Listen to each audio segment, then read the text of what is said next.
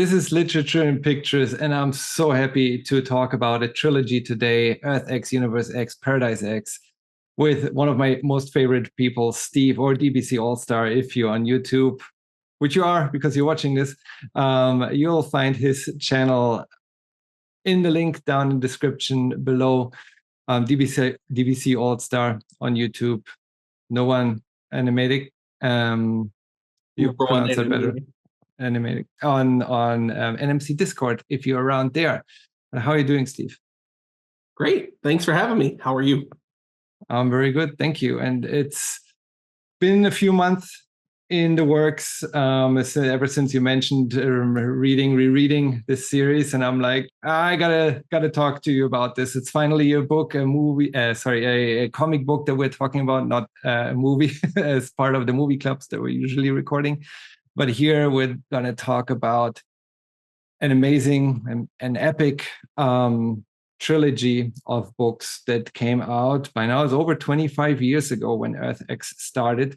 It's the book that brought me into comics, into superhero comics, I should say. Prior to that, I was only reading European stuff, so Lucky Luke as a kid, or like Hagar, Lucky Luke, those kind of titles, Asterix, other stuff, other European stuff. There weren't many comic shops around. And yeah, when I was 20, 21 or so, some buddies of mine found a comic book store in Berlin.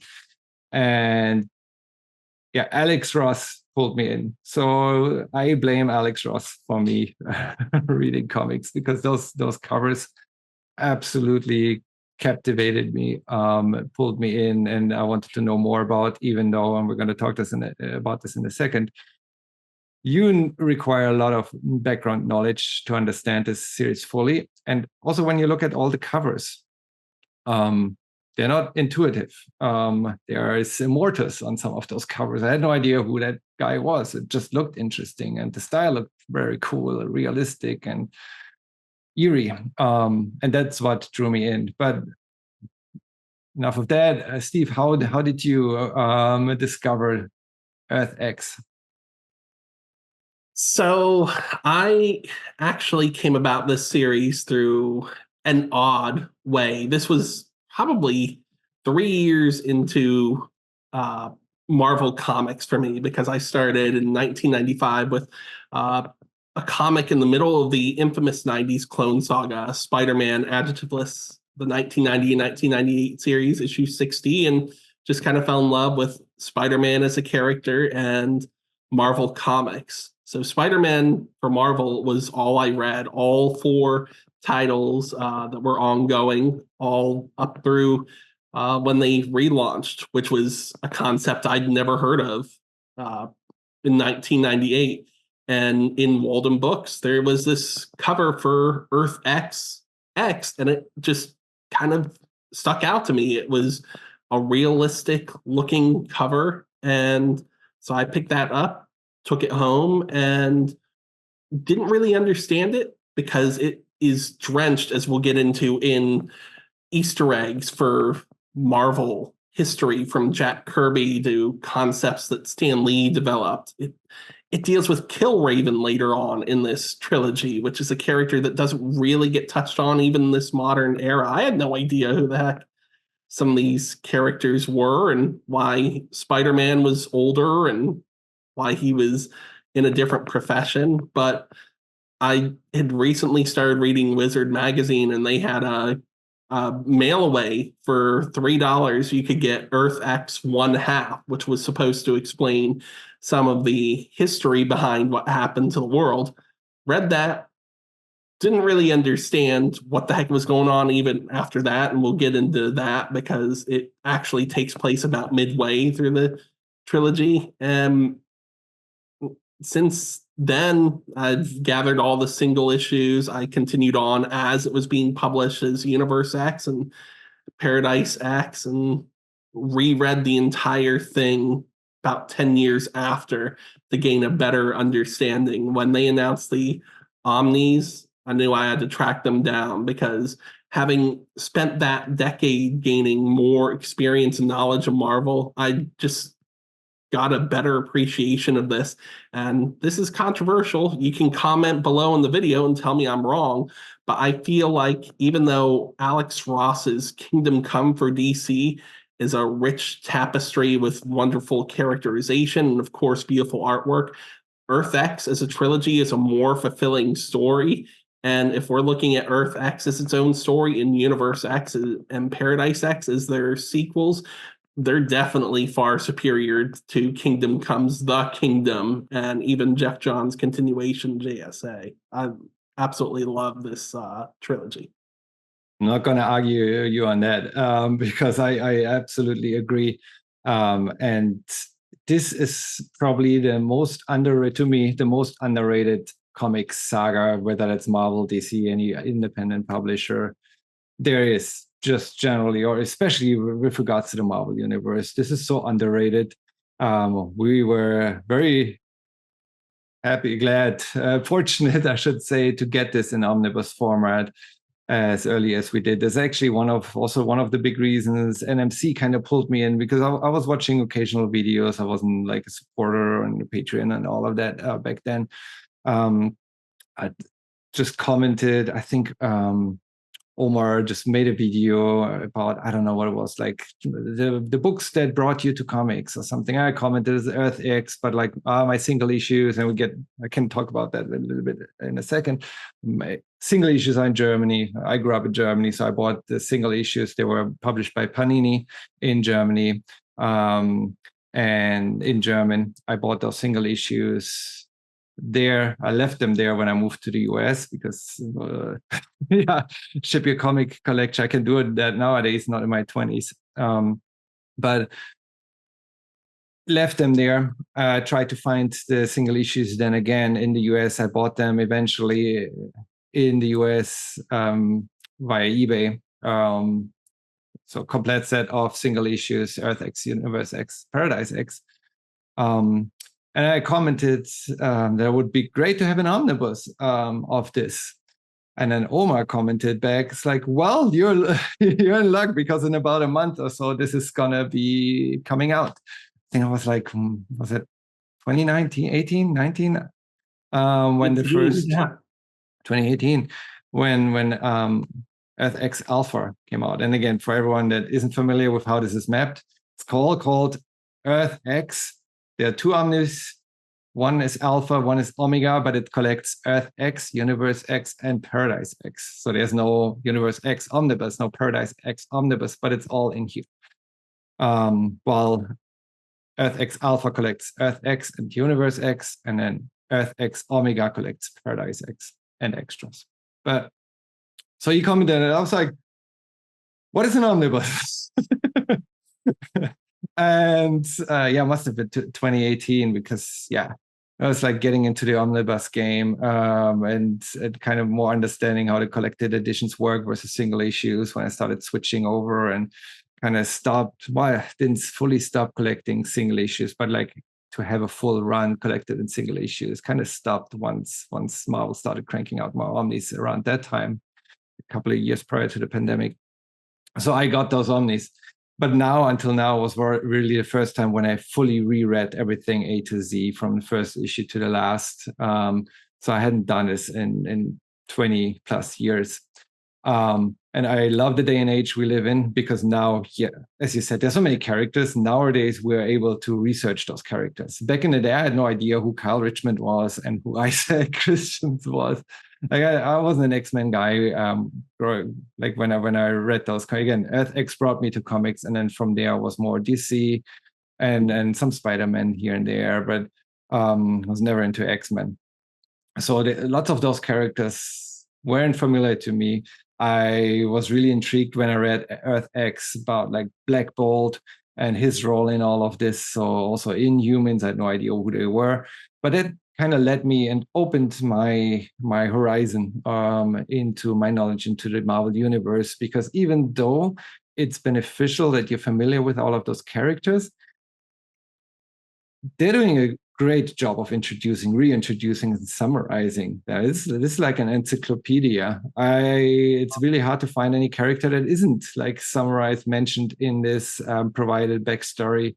Like you have every single issue basically starts with 2-3 spread pages, or like 4-6 pages or so of just summarizing history in narration form. That leads to it being very dense. And we talked about that a little bit before we started recording, but this reads more like a Silver Age book. It's very dense. It takes a long time to get through. It's a lot of material, lots of exposition dump, but I think it helps to some extent. I can't remember how I experienced it the first time. There are a few things that I thought about the whole series the first time reading that now kind of work, not contradicted, but like misproven. I thought we get to that in a little bit. I thought they spent way more time in Limbo. Like I remembered about about Universe X, like, oh, there was this battle in Limbo. It's like rereading this, maybe half an issue here and there. But yeah, lots of perspectives they are changed for me. But yeah, just an amazing story, absolutely underrated. And yeah, we can kind of segue into the book itself. Again, this is an alternative reality, Earth 9997, not the 616 universe. It would be great if this was in, I don't know. Sometimes I think it would be great. Some other things I'm like, it's actually good that this is an alternative reality. But there's so many different theories. This is like the ultimate Marvel conspiracy theory that Alex Ross and Jim Krueger created. And it kicks off with that conspiracy theory of how those characters would grow up, aging, and whatnot. Again, inspired by just an idea of Marvel asking Alex Ross to draw some sketches for action figures initially. So he was just supposed to draw sketches for action as a kind of set for inspiration for action figures, how those characters would have aged up 20-30 years after the current status quo. That was so interesting to everyone, and received so much positive fan support that they turned this into just a sketchbook that was published as part of the Wizard magazine. And that sold out almost immediately. And that he basically then got the deal of, hey, let's turn this into an actual serialized event story. I guess I don't know how long they discussed or debated for Alex Ross to do the inner artworks, but he mentioned in the afterword in one of the commentaries in the extras that would have taken him 2 years to draw everything internally. Obviously, he's a painter. He's like does this tremendous artwork in paint while John Paul Leon here that actually drew the Earth X series was selected as being comparable with regards to his inks. I disagree on that a little bit, but they mentioned like Jean Paul Leon was very similar to Alex Ross. I was like, it's great. His art looks great in this. It matches, it fits the omnibus, the Earth X mood, the eerie vibe, but it's not Alex Ross. But again, this would have not been realized in this fashion if Alex Ross had drawn all the art. If you're looking into purchasing the omnibuses, you might have to wait. They're both out of print. Alpha ended up in 85th spot in the NMC reprint poll. Earth X Omega ended up in 114th spot. So unless you're all voting next year, it could be years until those are reprinted. So there's always digital, or I don't know how thought after and sold out the trade paperbacks are. I think each series was published in 2 trade paperbacks. That's how I had to read. Sorry, go ahead. Earth X has been printed 3 times in a paperback as well as an anniversary hardcover. I believe the 3rd printing was relatively recent. However, both Universe X and Paradise X have 2 trades, which have only been printed once and are long out of print. However, I have seen auctions pop up on eBay with those for less than $100. I've seen well-used copies, like just reader copies, for as low as $20. I think now that the hype has died down with some of the costumes from this trilogy being utilized in different MCU projects, they're a little bit more accessible, but the most logical way, if you want to read it immediately, is to use Marvel Unlimited. Yeah. It's I just to close the arc there on me reading this in German. Because in Germany, only Earth X and Universe X were published in single issues. I don't know, sales numbers. I tried to find out why. I can only find like assumptions and theories, but it seems like sales numbers had tanked by the time Paradise X came out. So Paradise X was still published about a year after the single issues came out, but only in a trade paperback. And me as a young collector, super upset about this. I had all the single issues of Earth X, of Universe X, and then when I got to Paradise X, I couldn't find single issues. I had to be happy with the trade paperbacks, and my collection was like single issues, trade paperbacks. Again, when I came to the US, I bought everything in single issues, just to have the collection complete. But yeah, that's as it goes for the Panini publishing. Obviously, in the US, everything came out in single issues in English, published by Marvel, not Panini. Unfortunately, and we'll get into it when we touch upon Paradise X, there was a little bit of controversy surrounding Paradise X. So what we wound up getting is not what was originally intended, but we can delve into that when we talk about Paradise. I'm looking forward to that because I didn't even know that. So yeah, let's talk about that in about 1 to 2 hours. Earth X is set in an alternative dystopian reality. Everyone on Earth gains superpowers. Initially, we don't know why.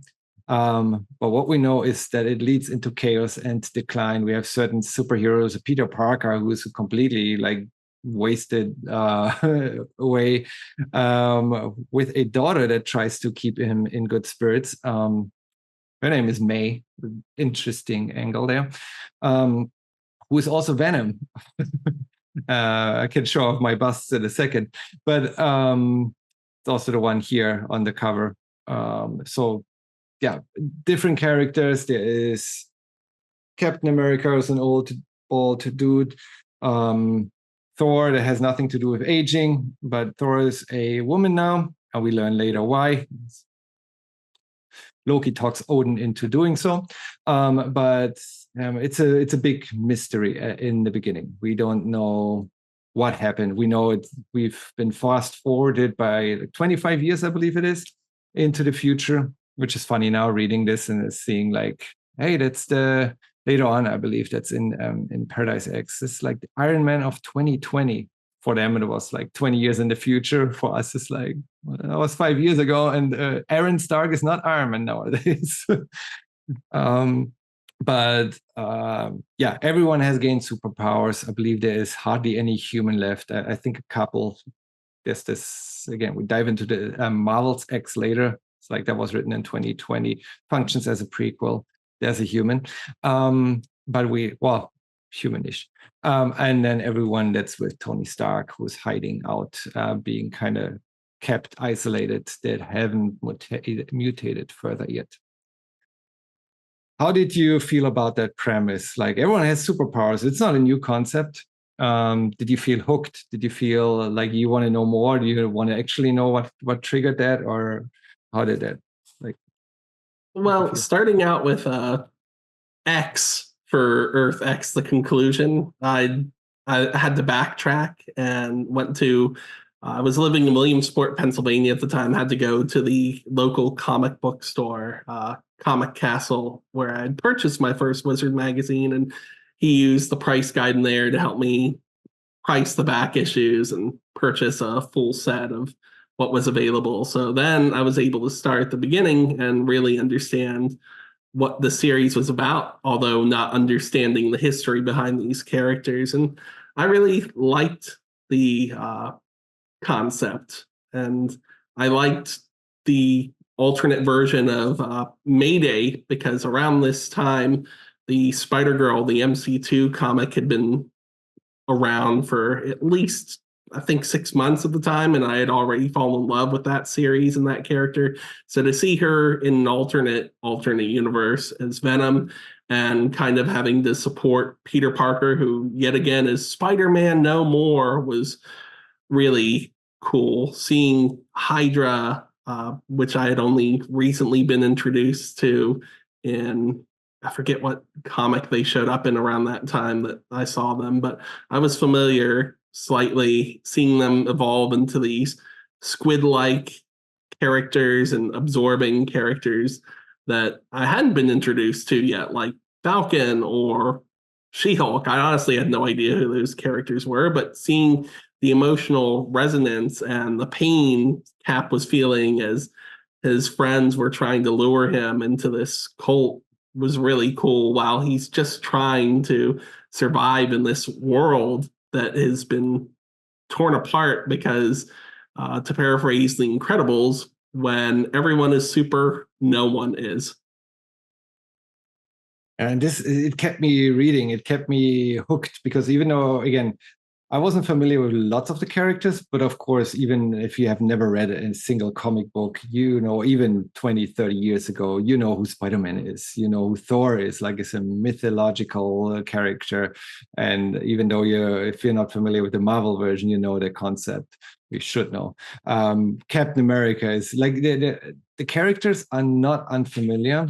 Just the version they're in, they're unfamiliar. And the other ones that weren't familiar to me, they were like very interesting enough for me to keep reading. Like Black Bolt, I didn't know who Black Bolt was, but it was just like, why is he not talking? Like, just it was just a page turner with regards to all of those aspects, because even though this is not a main continuity, it already is from the very first issue a fleshed out universe. There are so many thoughts. And it turned like later, again, I don't know how much they thought about spinning this into different angles and different storylines later on as part of the Universe and Paradise X storylines. But you could tell there's something more behind this. This is going somewhere, and this is thought through. This is plotted well. Each issue get fed bits by bits the history of the Marvel Universe while exploring the story in the current universe. I think the only thing that I don't know, regret, but like what I wished there was a bigger exploration of this universe. Even though we got like three maxi series and like two big omnis out of this, I feel there are so many stories that could be told in this universe that would still be relevant. We got those a little bit more deep dive into those characters in those special issues as part of Universe X. It's like a special issue about Spider-Man, about Captain America, and so on. But the entire universe, other than something like House of M, where I have no interest in learning more about this universe, and I don't need more stories about it. Earth X is something where I'm like, I could read more stories that are not following the main, because this all kind of follows the main plot line, and we're getting somewhere where like opening questions as other questions are being answered. And we learned pretty quick that first Reed Richards, I believe, is who thinks that he caused the mutations, and that is then disproven. It was Black Bolt releasing the Terrigen Mist on Earth to kind of prep humans. I have so many questions with regards to that. Like, why don't you tell anyone? But then I guess looking at the status of first the superheroes on Earth, where there weren't any teams. There weren't any Avengers anymore. Tony Stark had created the Iron Avengers, maybe throughout also that period, but there wasn't any defense force there. And then also Black Bolt, we've seen that I just finished reading the Marvel's Modern Cosmic Saga by DNA. They pick up a lot of those ideas. You have Black Bolt, who tries to release the Terrigen Mist on Earth. In that one, he fails. But also with regards to death and other ideas, we can get to that later. But that in itself, just the character of Black Bolt, the status of the world at that point, it's like, okay, yeah, maybe just in an isolated fashion, just wanted to mutate everyone instead of warning them of what actually lingers beneath the surface. But you get those information little by little. It's not like one big reveal and then it's over. Like you first try to figure out what's happened, and you're figuring that out through the narrator. We haven't mentioned them, but like, spoiler, we're going to do top 5 characters in a bit. But Machine Man X-51 absolutely like takes this serious. I know you have that on the cover. In my view, it's there, but probably later when it's recorded, it's somewhere behind Steve. It's X-51 Machine Man, Aaron Stagg, who's being pulled to the moon by Uatu, the Watcher. The Watcher has been blinded, we learn also later, by Black Bolt. So we don't have any memory. We don't have anyone who can tell us what happened, because Black Bolt doesn't speak, doesn't tell anyone. The Watcher was blinded, and we're trying to figure this all out together alongside X-51. We learn about the mutations. We learn about why the mutations happened. How could they have happened? Because the celestial seed was inside of, or is inside of, every human. Not only inside of the humans, but the embryo is growing inside of Earth. And just like you get those things one by one, it's like this. You're like, if someone had dropped that bomb on you in the first issue, you're like, ah, this is not believable. This is too crazy. But if you're sliding into this world little by little, and it captivates you, at least me. And what's fascinating to me, and I know our friends Luis and Ryan like to talk about how Marvel doesn't have new concepts and new ideas, that they recycle things. Well, I don't want to agree with them, but a lot of the ideas that would be used in future works, two specifically that Jason Aaron would use in later works, they originate here. Yes, there was a what if Jane Foster became Thor years before this, but this is the first actual time where we have a long form story where Thor is a woman. And this is the first time where we really deal with the fact that the Celestials came to Earth, destroyed the dinosaurs with the intent to impregnate Earth with their seed to create a brand new host, a new Celestial. And that's something Jason Aaron used right off the bat in his Avengers run, which was also incorporated into the 2021 The Eternals film. You mentioned the modern cosmic saga. Well, the idea of using the Terrigen Mist to mutate an entire population, that originated here. So that was cool too.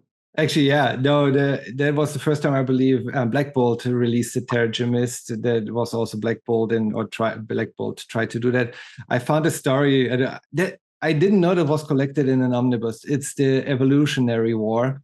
There was an omnibus about the Evolutionary War, where I think the High Evolutionary releases the Terrigen Mist onto the population, and they all become superheroes. I've not read that story. It's an omnibus that came out in 2011, has not been reprinted. I found it on the reprint pool. It's like 127th spot or something like that. So also no chance of it getting a reprint.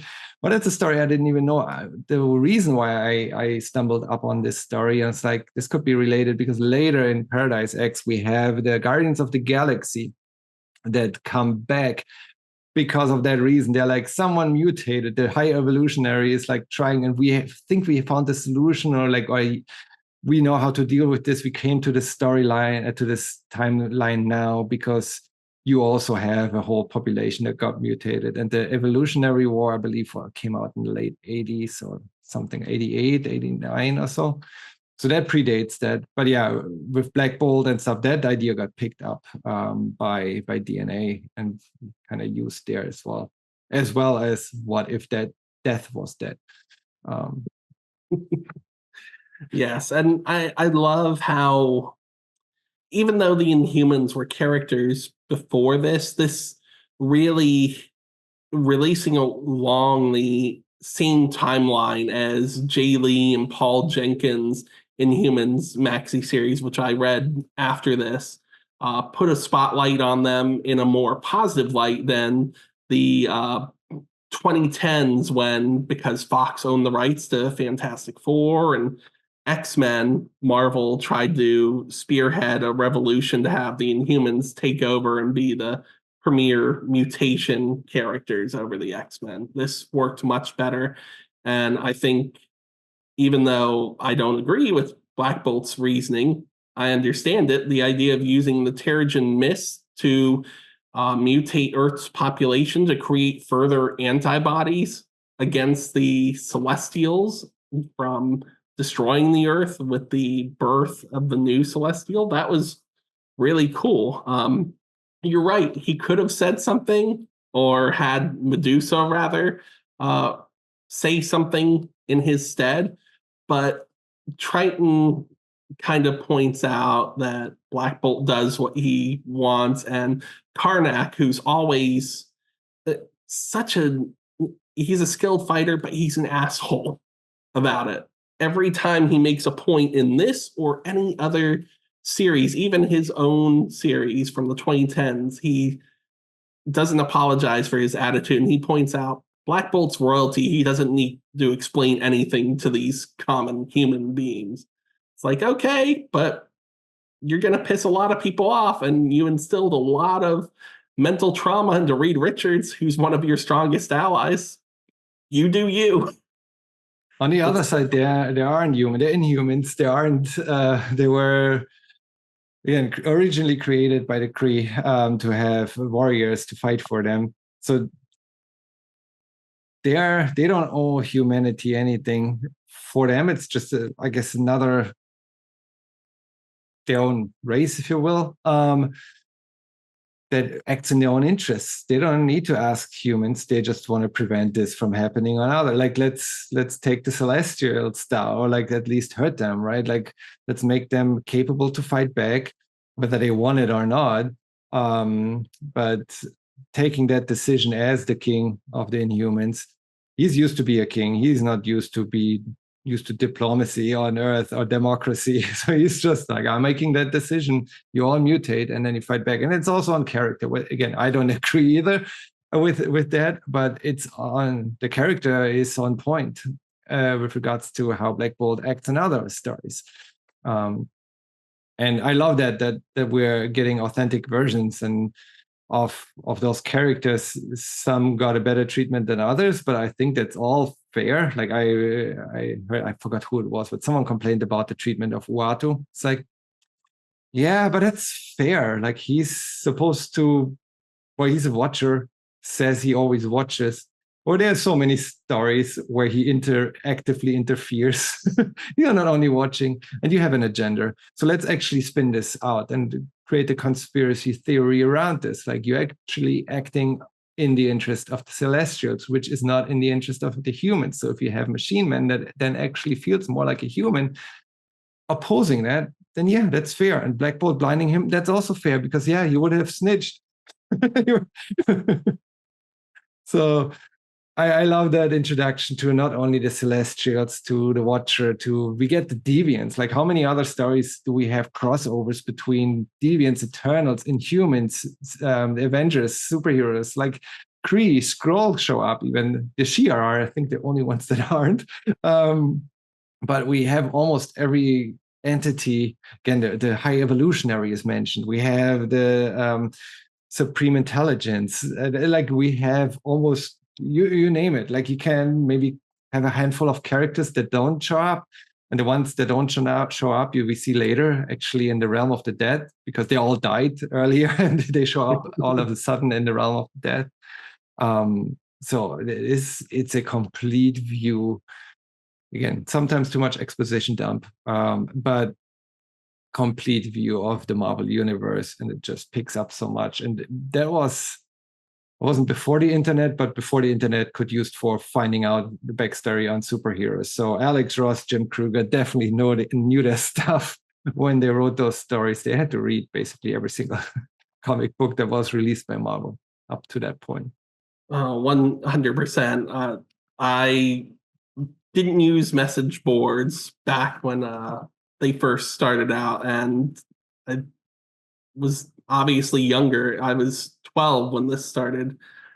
publication, and obviously living with my parents, so I didn't have the authorization to go on message boards. I did use the internet, the dial up with AOL, but I didn't have any idea who a lot of these characters were. So even though in this day and age, we kind of look at the appendices after each issue and those first 3 to 4 pages as exposition, I feel that they are essential to getting a full understanding of this story, because those first few pages, it's Watu and Aaron Stack, the Machine Man, X-51, whatever people prefer to call him, just discussing different origins within the Marvel universe, within the mythos, and following up a little bit of what's occurred outside of those pages in the issue in the appendices, or revealing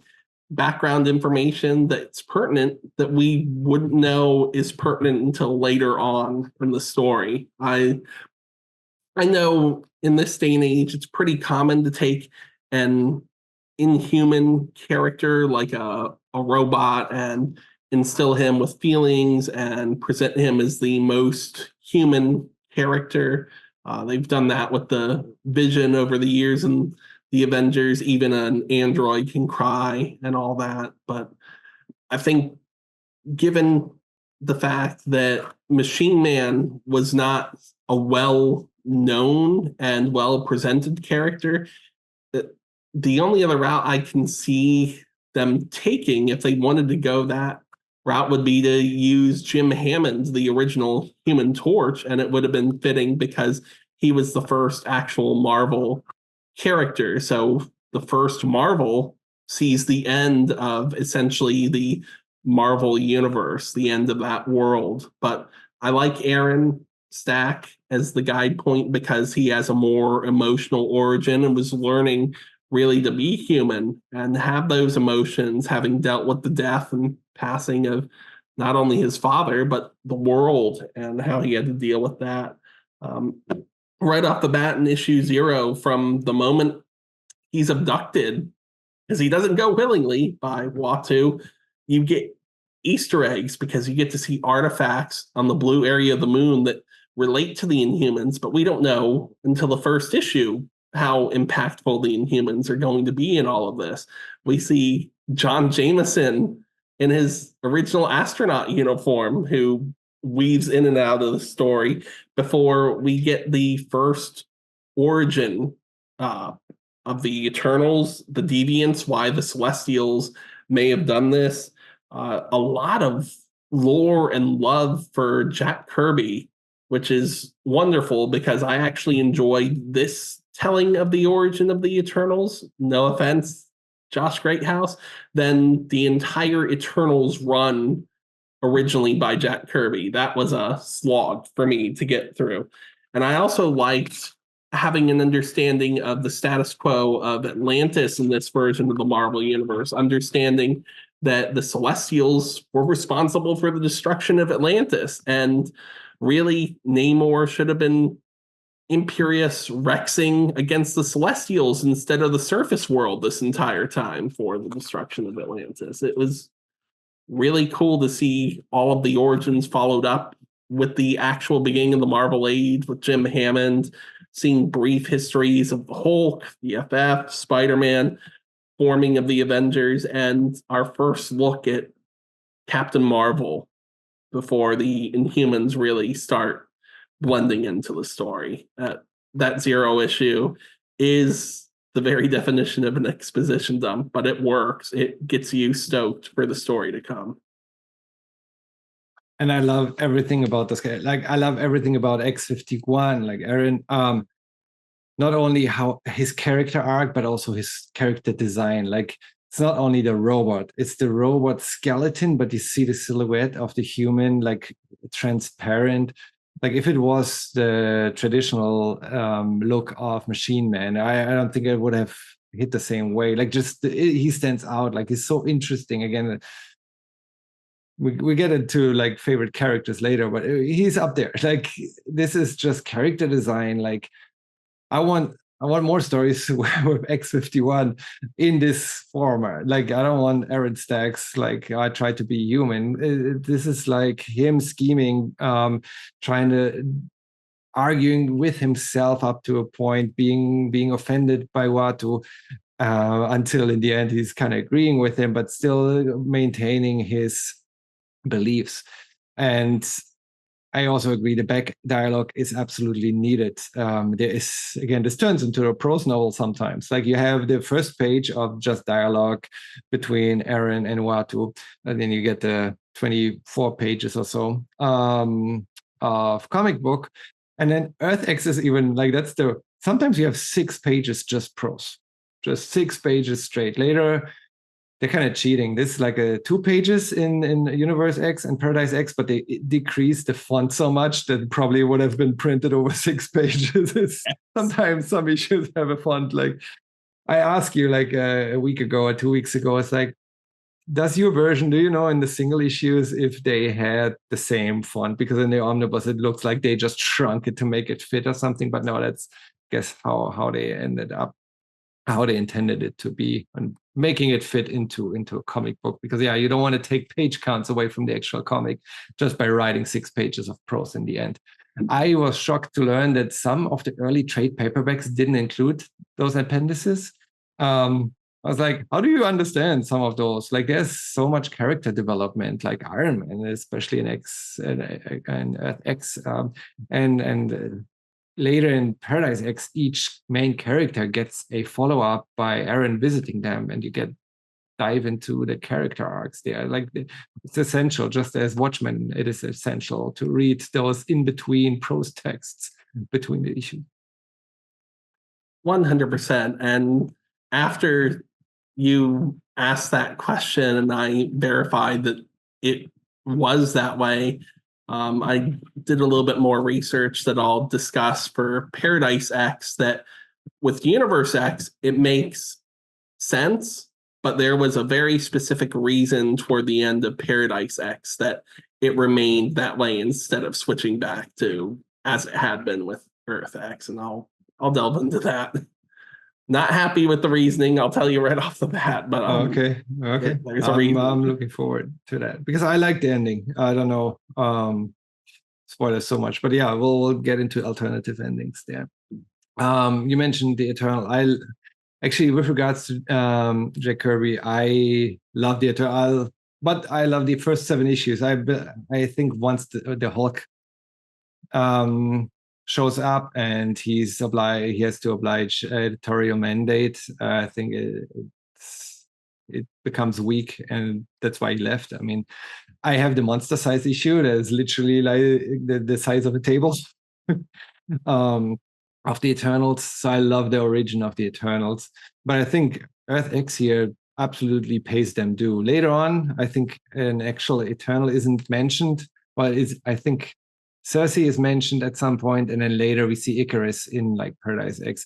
Before that, we only hear about the origins of the Deviants and the Eternals, but they had to kind of explain who they were to complete this, and also to explain the Celestial. Why were they? What did they do on Earth? What did they tamper with in the main continuity, and what's now the conspiracy theory? I guess in the MCU, it's canon now that they left an embryo in Earth, because that was directly taken from this book.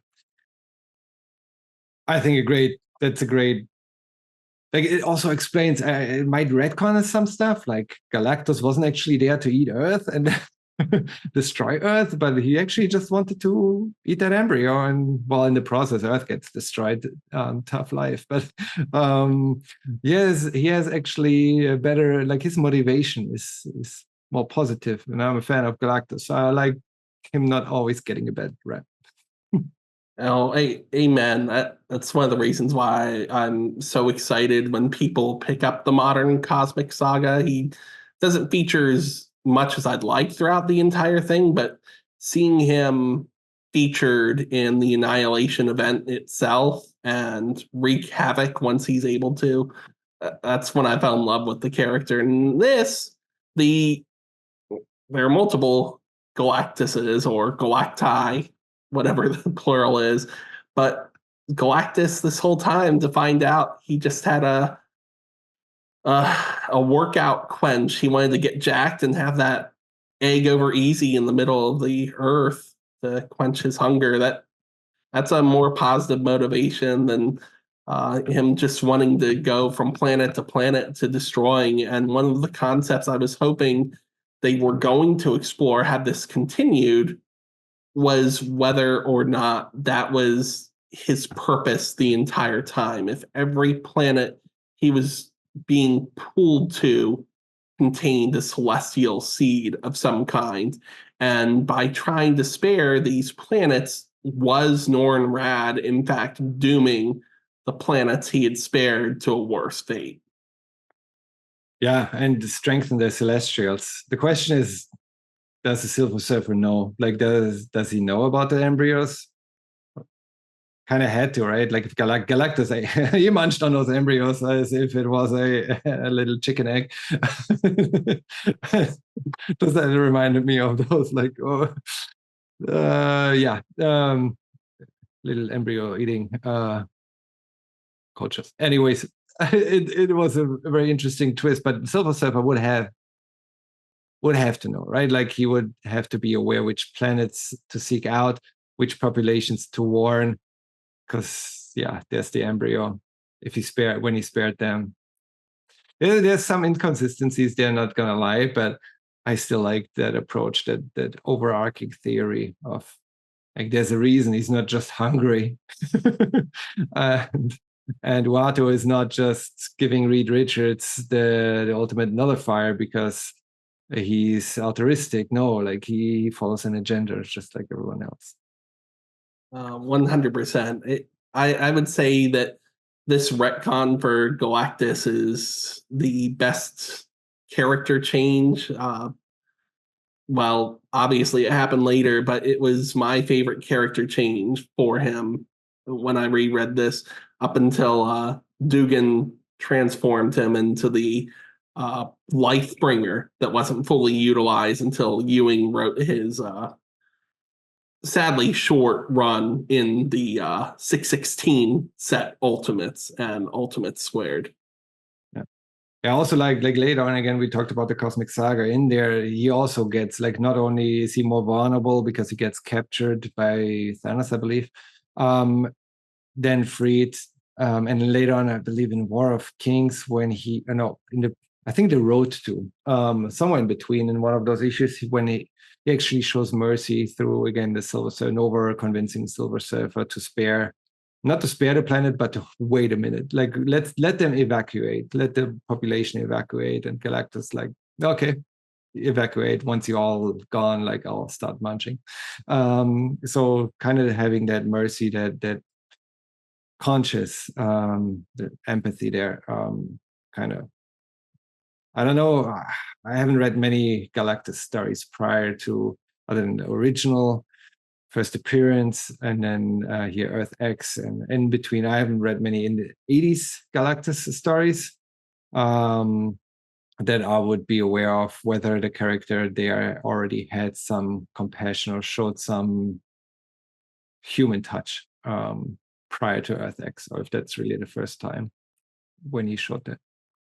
Yeah, the next time I saw Galactus outside of Earth X, it was in the main canon because he was featured a little bit during the tail end of Mark Waid and Mike Wieringo's run on Fantastic Four. That was the first time I knew him as Galen, and seeing how he had to adjust to being able to have human emotions during that short story arc was really cool. It gave me a greater appreciation for his purpose in Earth X and other stories, that even though he has this side of himself deep beneath the cosmic forces that would like to find an alternative solution, he's a force of cosmic nature. He has to do what he has to do, and it isn't until the Marvel Universe starts over again, basically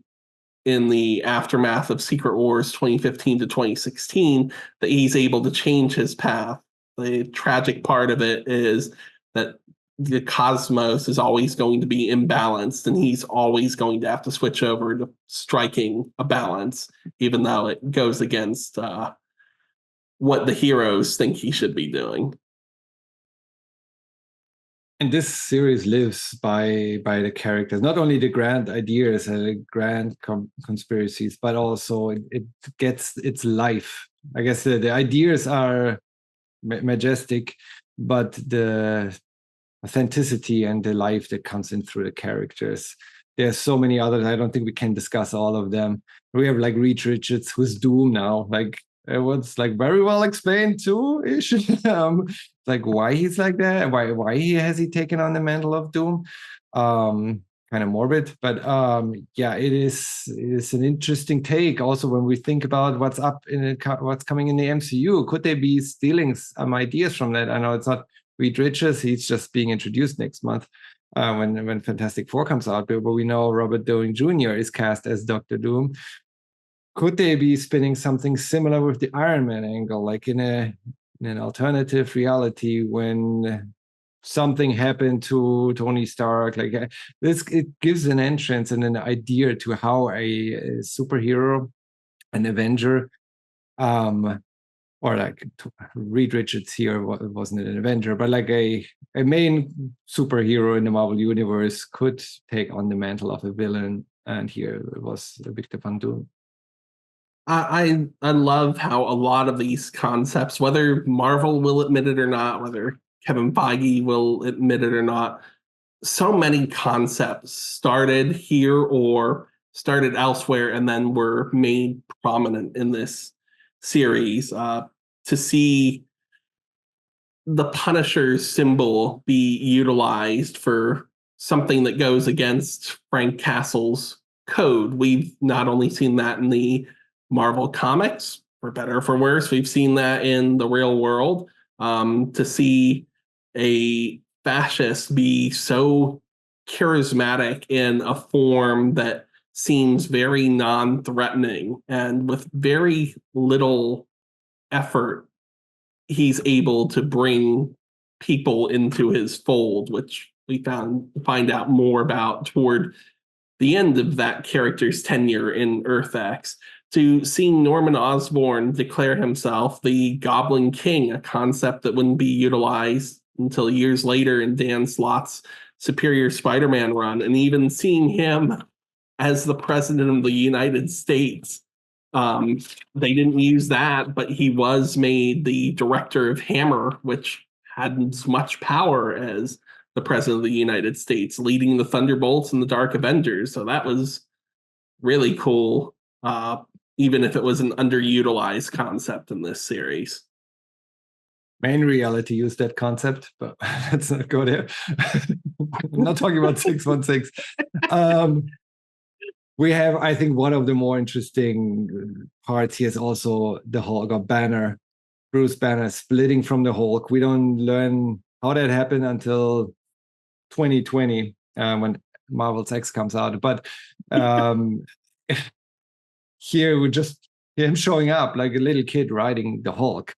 It's like just such a creative, like to think of that. It's like, yeah, it's an ambiguity, like the bipolar personality of that character actually thought through and extended and the progression there to the next stage of them actually splitting. Bruce Banner as a kid actually seeing through the eyes of the Hulk.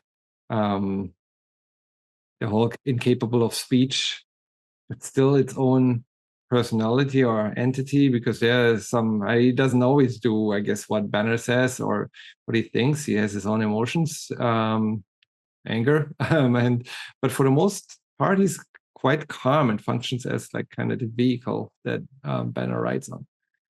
To see that concept come to life in issue 4 was really cool, and to see how Banner had maintained his relationship despite his childlike status with other members of the Defenders, because he and Hulk go to visit the Sanctum Sanctorum toward the end of that issue, to see if Strange can figure out what's going on with the world and maybe sets things right. It doesn't go as well as he hopes, but in that moment where he and Hulk are kind of traveling together, you've got this serene scene after Black Panther has to deal with the fact that maybe, well, vibranium had an effect and caused the mutations across the world. Only 2 issues after Reed Richards was blaming himself for the death of Susan and maybe these towers he built causing the mutations. That mystery permeates until issue 9 of this series when we learn that it's Black Bolt. And seeing Banner having to struggle with giving up part of himself when he has to send the Hulk off to try and retrieve Strange once he finds out that Clea, who's now the Sorceress Supreme, has been influenced by Loki this whole time. That's a little heart-wrenching because you don't know if Hulk's going to come back from that, if Banner's going to lose that part of his basically soul until he receives reassurance from Marvel in what we think is just a vision, but later learn to be a look at the afterlife. And it kind of grows the concepts going forward for Universe X and later Paradise X, just by incorporating so many different characters that you wouldn't normally see interacting with one another.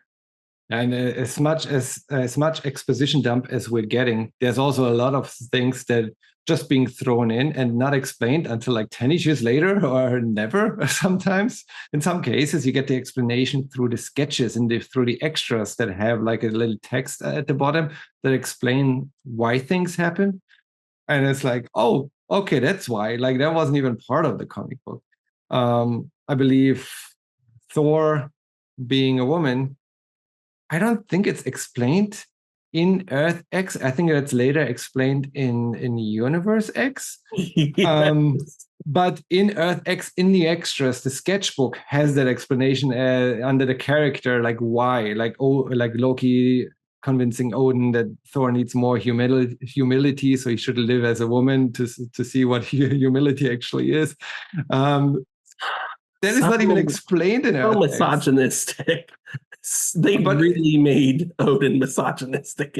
I mean, yes and no. Like, it's just a commentary on society and a fair commentary. It's like, yeah, it is. Sure, it is. But it's realistic too. Like, yeah, maybe don't use it to humble someone, but maybe yes. Like, maybe some people should live in the shoes of others in see the world through the eyes of I don't want to say minority because women are not a minority, but parts of society that are at a disadvantage in certain situations. It is a fair point. Sure. Is it worded? Yeah, I think the wording actually matches. Like, yeah, I don't know. It's debatable. I had to think about it. My initial reaction was like yours, like, ooh, is that? But it's a fair commentary. Like, it is. Maybe you need to walk in someone's shoes to see how it is. I think considering it comes from Norse mythology, it's very appropriate. Because even though Thor and Odin now live in modern times, we'll consider this modern times, considering it was set 25 years in the future. Odin's not one to really learn and evolve. It wasn't really, at least in my opinion, until let's say Kieran Gillen's run in Journey into Mystery that Odin really evolved as a character, because even during the great Dan Jurgens run, who was writing Thor at the time Earth X was being written, Odin was still the Nordic macho god who could do no wrong. I'll point my sword and you go and slay the enemy. Thor, you're acting up. I'm going to turn you human. That's the way he was until probably 2010, 2011. And let's not forget he was responsible in Fear itself for having Tony Stark break his decades-long sobriety. So this is well in character for Odin to turn Thor into a woman and think that it would be the ultimate punishment for him, as well as listening to Loki to punish Thor.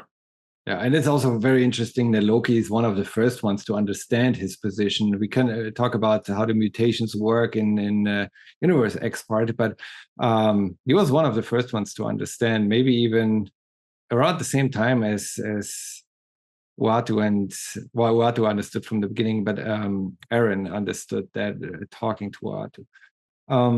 Well, since we just talked about Thor and Venom, I'm going to switch my camera here, because this series at some point when it came out was huge, big enough at least to bring out not action figures but busts that had a limited run. So let me just figure this out here, and let me switch my microphone.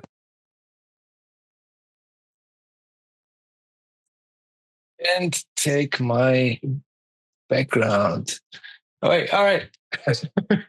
Woo! Ooh, which one? I love those. Start with Venom. So those are, I think those are originally, so they're created after Alex Ross's design by Dynamic Forces, a raisin bust sculpted by Mike Hill. Those had a limited run. So in this case, Venom, May Parker here, it's like 414 out of 5,000, number 3. I think there's a total of 9 busts in the series. I wanted to get Machine Man, but Machine Man wasn't part of this. Captain America, I think, was. And then the Goddess of Thunder, that was a little bit more limited. There was only 2,500 in this run. Number 7 in the series of Earth X Raisins, again, Dynamic Forces here. But I think this one also came as a complete bronze, like a bronze statue. I couldn't find that one. That one was beautiful as well. But I got to be careful with those feather wings with that headset because it looks fragile. And then, yeah, May. They did such an incredible job with these, but I'm really surprised by what they wound up picking when these were releasing, because they did Spiders Man, they did Days of Future Past Wolverine, they did Hulk and Banner together as one, they did Deathlock, they did Spider-Girl, which is awesome, but we already have May Parker. I definitely would have preferred Nuatu and Machine Man to another May Parker, but yeah, that's not what we wound up getting. I was looking for, let me just try to switch the camera here again. again. Bloodstorm and Peter Parker as well. Did it just pick up the face behind me? That was. It did. Not anymore. It learned. Just switch later. But yeah, no, that was very nice. I didn't know the limited run. Like I had those for a while, and I actually looked under. It's like, oh, those are limited. If you need a complete set, I know for a fact, because I've considered getting some over the years, that they usually go for between $30 to $50 on eBay. Sorry, you broke. Well, you didn't break up. I switched my headphones. They usually go for about $30 to $50. So prior to that, you know who sells on eBay? Mm-hmm. I got those on eBay. But again, I was like, I shouldn't get all 9. Again, this is like an investment. I think they were like $50 each. I think Thor was 50. Venom was a little bit less, I guess. But they even put out for a little while, and they did fewer of these than they did the bus, but they had a few action figures back then. I don't think the line was part of Marvel Legends. I honestly don't know who had the license for characters back then, but I remember seeing a Venom back then, and I think a Captain America action figure. Yeah. I was looking for X-51. Just incredible design. I don't know how you would have pulled that off though. Like the transparent rays, and even over time, I think that fades into yellow probably. All right. We talked about the big twists in this. This issue ends with Galactus. I wish there was a better splash page. That would have been like, there's just smaller critique points I have about the series. This is like the moment when Galactus burns out of eats. He's not eating. Like he's blasting down into Earth. It's like, is he burning out the embryo? He's supposed to. He's killing it, but not eating it, right? So he's helping out, but he's not destroying Earth.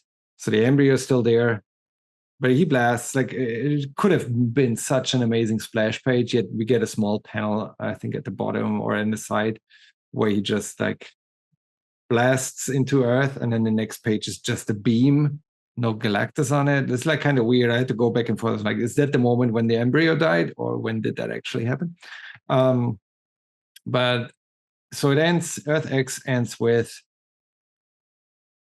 the embryo's dead.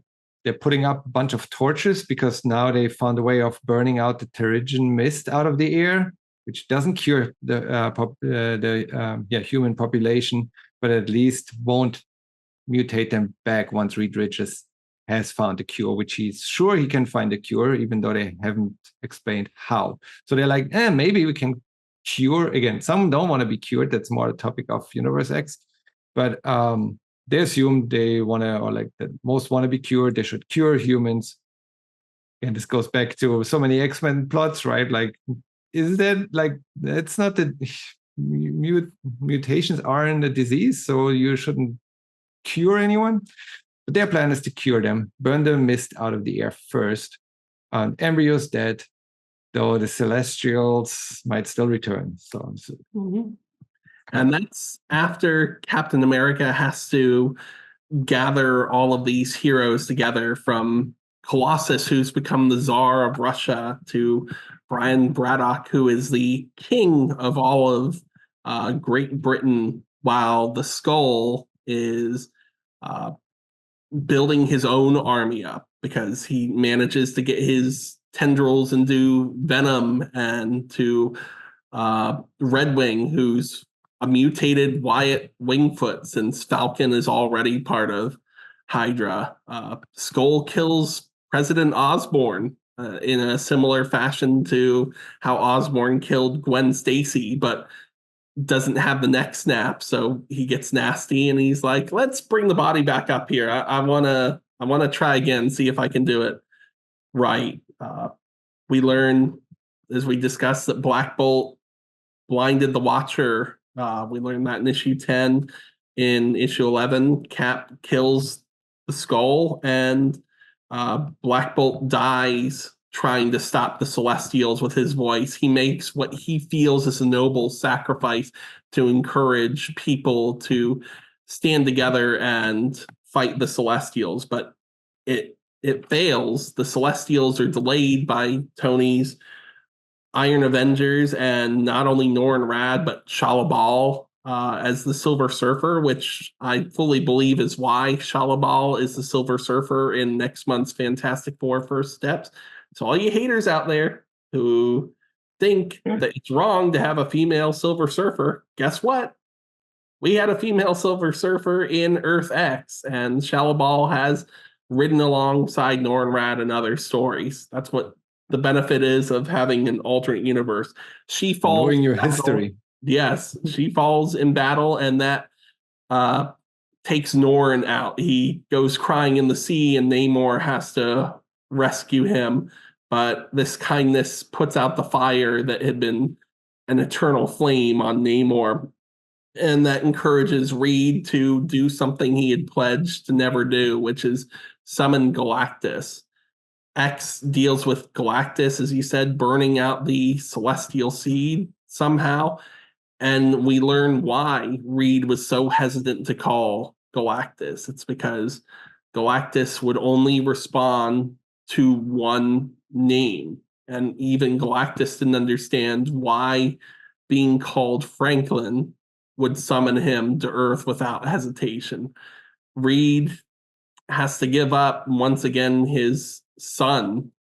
He recognized that Galactus was important for instilling balance in the cosmos. So, utilizing Franklin's naivete and his cosmic ability to imitate or instill power in himself transformed him into a new Galactus. And he leaves Earth for good this time, leaving Reed to contemplate, maybe now that I know I'm not responsible and I have experience with this Terrigen Mist, maybe I can cure it. And there are those that would benefit from it, because we learn, thanks to John Jameson, who's returned to Earth, that his father, J. Jonah Jameson, has become a literal jackass and desperately needs that cure. And finally, in the main series, we get this hint that Mar-Vell is returning in some shape or form. The last part of Earth X as a whole is the black and white sketch page epilogue that really acts as a commemoration for those characters who meet their end at the end of this maxi series. And I'm glad that they included that where it was meant to be in this omnibus. Very cool. This is the compendium of the trilogy. This is in its entirety collected in the omnibus. This is basically the sketchbook. Actually, sorry, I misspoke, because there is an alternative, like Prelude. So yeah, the Prelude. The cyber comic. That thing is awesome. Yeah, Prelude of the origin of Machine Man, leading up to, I believe, the last panel in here is the first panel of Earth X, issue 0. Like, this is how it starts off. This leads directly into Earth X. But yeah, everything else is the sketchbook, and then the half issue about, well, where is it? The half issue featuring what happened to Nick Fury, who's been an LMD this whole time. That's exactly why I was confused after reading it. Yeah. But you just mentioned so many other things that, like, we definitely have to talk about the skull. The skull that plays a major role in here, but we don't even get that much backstory. We don't know where he comes from, what he's about, other than it's a distraction. Like, later on we learned it was a distraction by the Celestials. Someone had to mutate and keep everyone under mind control so they wouldn't figure out earlier how to defeat the Celestials by themselves. You mentioned Franklin. Sorry, any and seeing Cap snap the neck of the skull, that's pretty shocking, because I believe they say the skull is 11 or 12 in this. Yeah. But it was necessary. It was necessary, but could he have found another way, right? Like, that's what his conscience, he's talking to himself, like having those doubts and thoughts later on. That's why the memories return, and like he goes in, believe in the realm of death later on in Paradise X, where he's like going to seek the kid out. It's like, I need your help, but also like, I shouldn't have done that, and he kind of regrets it. But to him it was necessary. But then, could there have been another way? Is there a device maybe you could put him in that stops the mind control? I don't know. Comics always has something that provides a solution there. But yeah, in this case, it was rather shocking. I think the reason why, and I haven't seen any articles or interviews confirming this, but considering that this really is the Marvel alternative to Kingdom Come, I think the reason they took that route is because in Kingdom Come, you have a similar situation where this grand villain has taken something from the pure hero. You have the Joker kill Jimmy Olsen and Lois Lane, and Superman's downfall is having to kill the Joker and walk away. This is really Captain America's moment to do the same thing. Yeah, and in that moment, I wish we had gotten more of a backstory. We get that later-ish, little bit, not really, but it's really just a plot device. It's like, how did the heroes not figure it out earlier? And like kind of distractions, like what are we had to, because we don't learn about the embryo until I believe issue 9. Mm-hmm. Issue 9, yeah, when the celestial plan is revealed. So you had to fill out 8 or 9 issues prior to that with some plot leading up to that, where yes, you had to explain the Terrigen Mist, but you needed some villain on Earth, I guess, to keep the plot moving too. You mentioned Franklin, like very interesting there. Also speaks to the character of Reed Richards, not only when Sue returns later on, but also with regards to Franklin, like how he puts way he puts his family and how he prioritizes his work above them. But yeah, any final thoughts on Earth X before we dive into Universe X? Well, we wanted to talk about favorite characters for this, and I'll tell you, number one for me is Aaron Stack. I think without him as the narrator and the guiding light for this series, I don't think it would have been as fun. I don't have any complaints with any of the actions he took, any of the emotions he feels, even though he kind of treats Watu like dirt. It's well deserved considering the horrifying situation that Watu put him in, taking away his physical humanity and forcing him to be the Watcher due to the fact that he himself can't be anymore. Same here.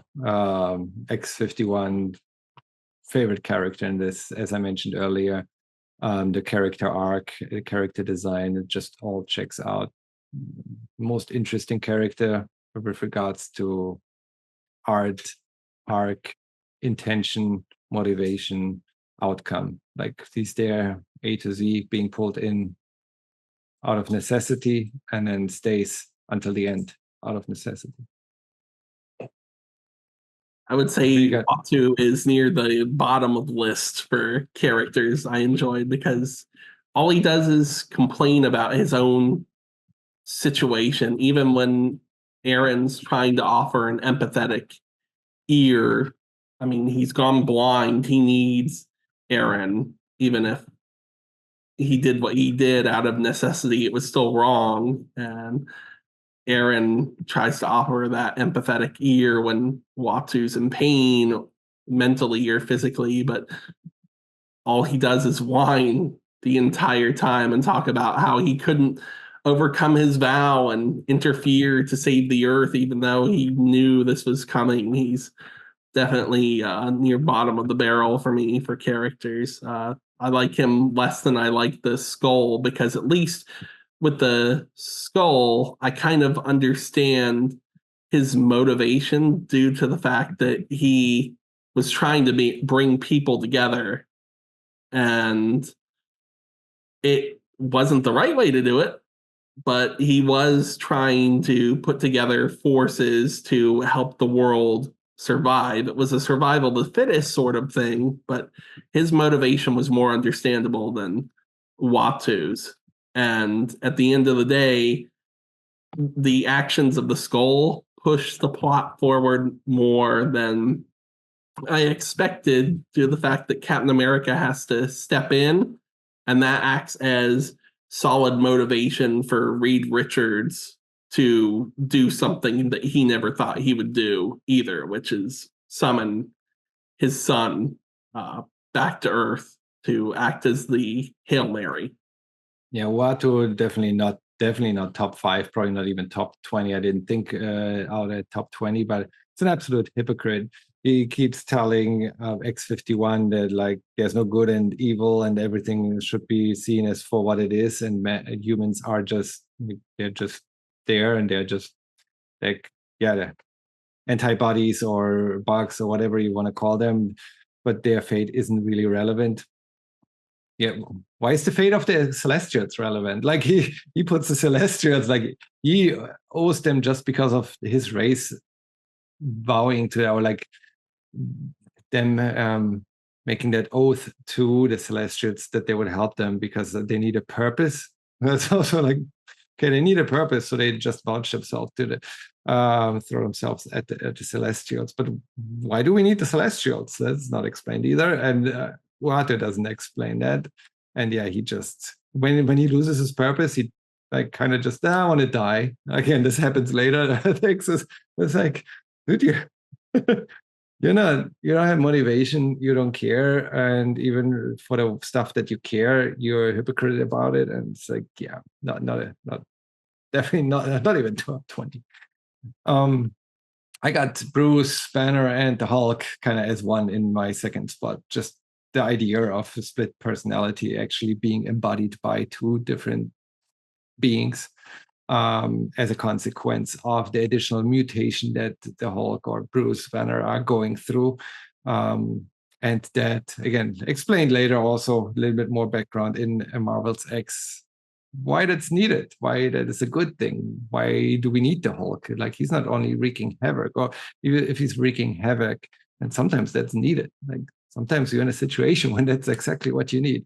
And just the interaction, not only the design, but to me, like a great character needs to have a great design and a great motivation, but how they interact and how they are together is like just this monster listening to this kid. It's just fantastic. And the fact that it was really about Banner finally coming to terms with that part of himself as well, and feeling that during that separation where he's not sure if the Hulk is going to return, he really does feel like he's losing part of himself.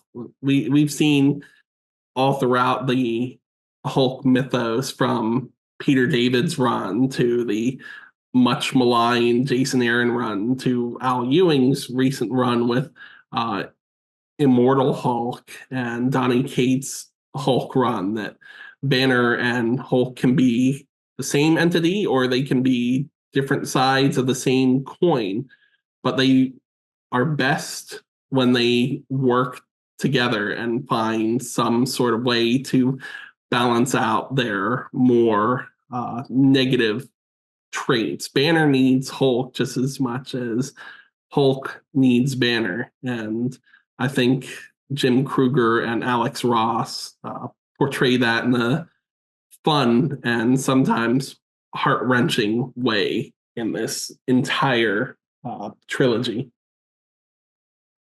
What do you got in second? Well, Banner Hulk was my seconds as well. Matching so far. What do you got in third? I actually have Venom in third, because Spider-Man's my favorite Marvel character, but for most of this first part of the trilogy, Peter Parker really is Spider-Man no more. He's mourning the loss still of his wife all these years later, even though she passed when May was quite young, as we have officially confirmed in Marvel's X later on. And he doesn't feel special anymore because everyone in the world has powers. So why should he be responsible when he has power as well? May refuses to deal with his crap and continues to come after him to encourage him to fight the good fight and protect those who, even empowered, cannot defend themselves. I love that, because even though it comes nearly too late, seeing May take on the Skull and fall into his thrall is what pulls him out of that self-pitying stupor and has him rise to action again. It's almost as though she understood she had no chance against the Skull and put herself in that situation as a sacrifice to finally get his butt motivated to steal either his real costume or a replica costume out of that costume shop and web sling to the rescue. I have Venom in the top 5, not in 3 though. I have it in 5. I love the design. I think a very interesting character. Again, a little bit glowy. I believe the covers, some of them had even glossy covers, and like the a little bit off red, pinkish red stood out. The Venom character looks very cool. But again, not only that, but and we get the explanation later in Paradise X issue 7, but it counts for this one here as well.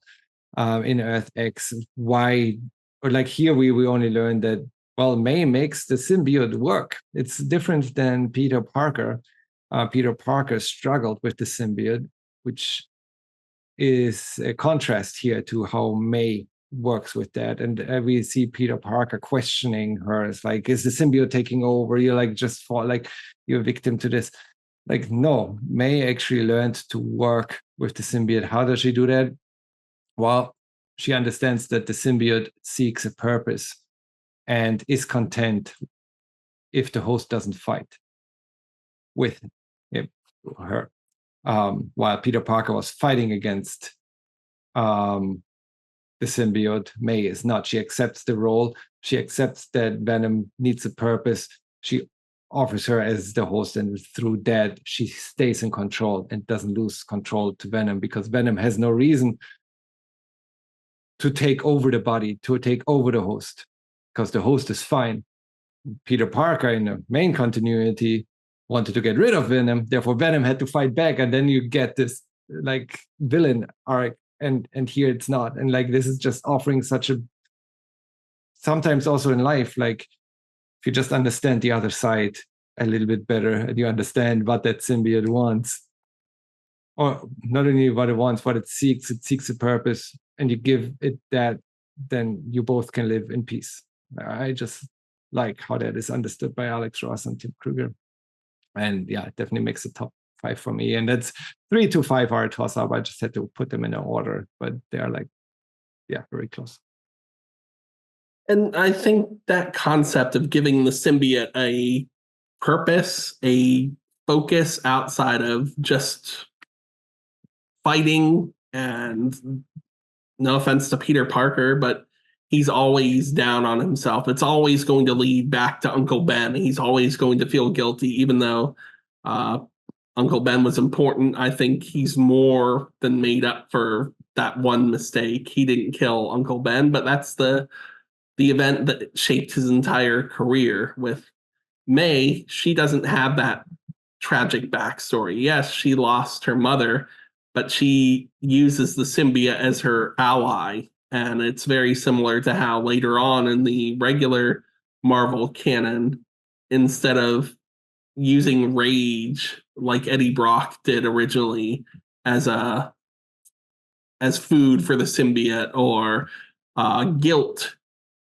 to do superheroics as Peter did for the symbiote, Flash Thompson is like May and sets about with a purpose to use the symbiote. I love how many concepts start here and eventually bleed into other canon projects, which is why I wish she was featured more in this, but she's featured more later on. I think Thor takes number 4 for me, just because instead of being placed in the role of a woman as a weakness, it's the same character, different biological sex, but it's the exact same character. Thor is still determined to do what is necessary to safeguard Midgard, even if it goes against his father's wishes, even if Loki is still lurking behind the scenes and seeping into the most powerful sorcerer's head to work against Thor. She doesn't care. Oh, Hulk's going into this dimension where Hulk may never return? Okay, that sounds like a a good Asgardian adventure to me. Oh, Steve Rogers needs help. There's no hesitation in this character, and I think that's what makes Thor such a great character, no matter the universe he's in. When he's written well, and you show him as someone who leads with the strength of his heart instead of his fists, it makes for a great story.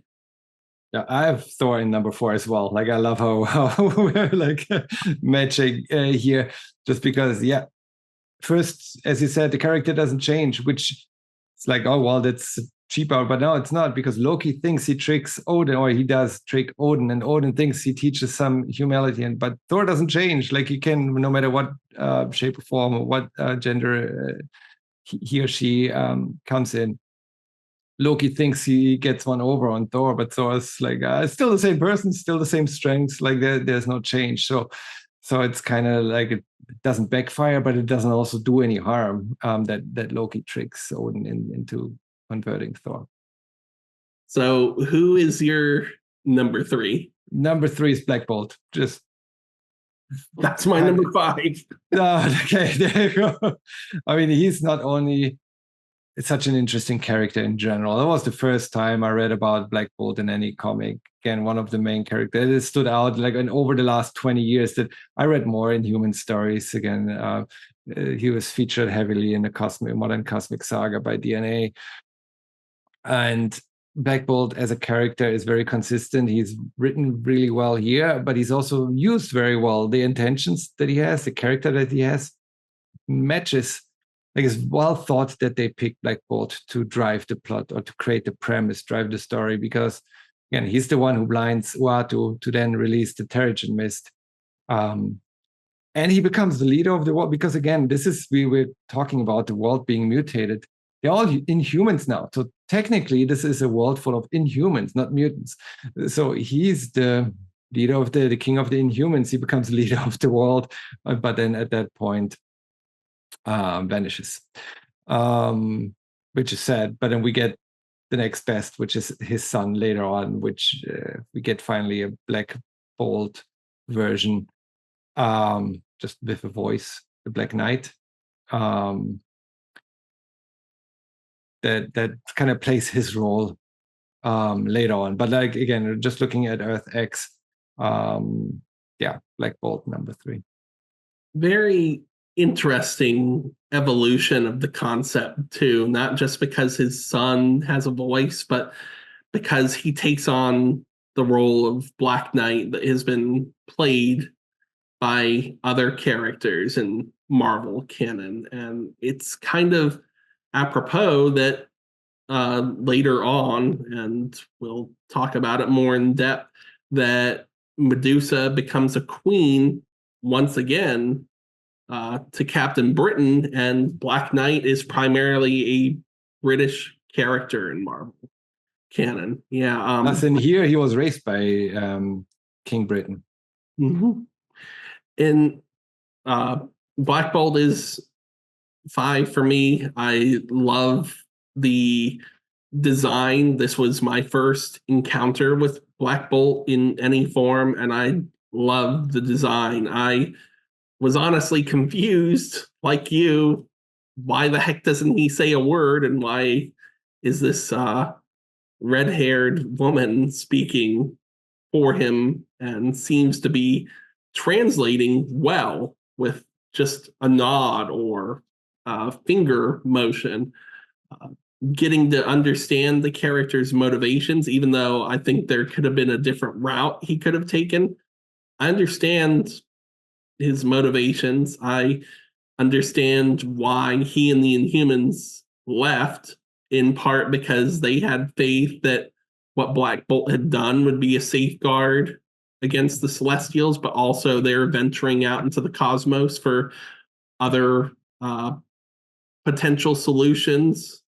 Was a good move, even though it turned out to be horrible for them because they came back less mentally fit to lead the basically infant Inhumans, because no one really understood their powers or purpose after being transformed by the Terrigen Mist. Whereas in the Inhuman culture, as I read more of the stories behind them, the Terrigen Mists are utilized as basically the kickstarting of puberty for the Inhuman youth, and they are trained usually with Gorgon or Karnak or Triton to understand their abilities and harness them.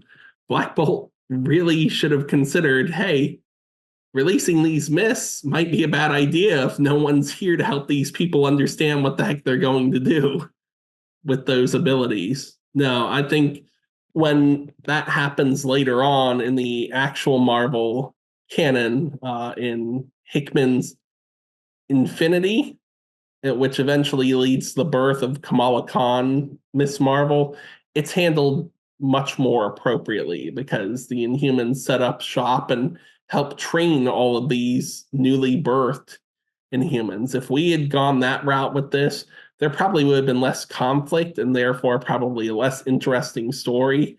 But I think there would have been a lot less death. And I feel like the Fantastic Four wouldn't have ended up with the fates that they did, which is horrible since the Fantastic Four were the first humans to form an actual sustainable kinship with the Inhumans after thousands of years.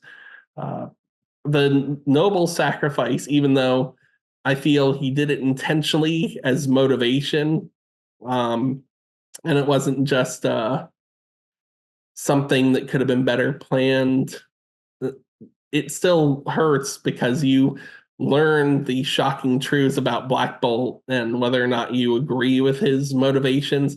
Seeing him go out like that, and it looks insanely painful when he's slowly disintegrating thanks to the Celestials. You feel it. You really feel it. Yeah. And he calls out for Franklin. Again, ushering in another, like he's just basically stirring the entire stories. Like he's blinding Uatu, releasing the mist, calling Galactus to say, like, he is all of X1, though he's more in the background. Like he's not a main character in the foreground, but he's basically driving the entire story.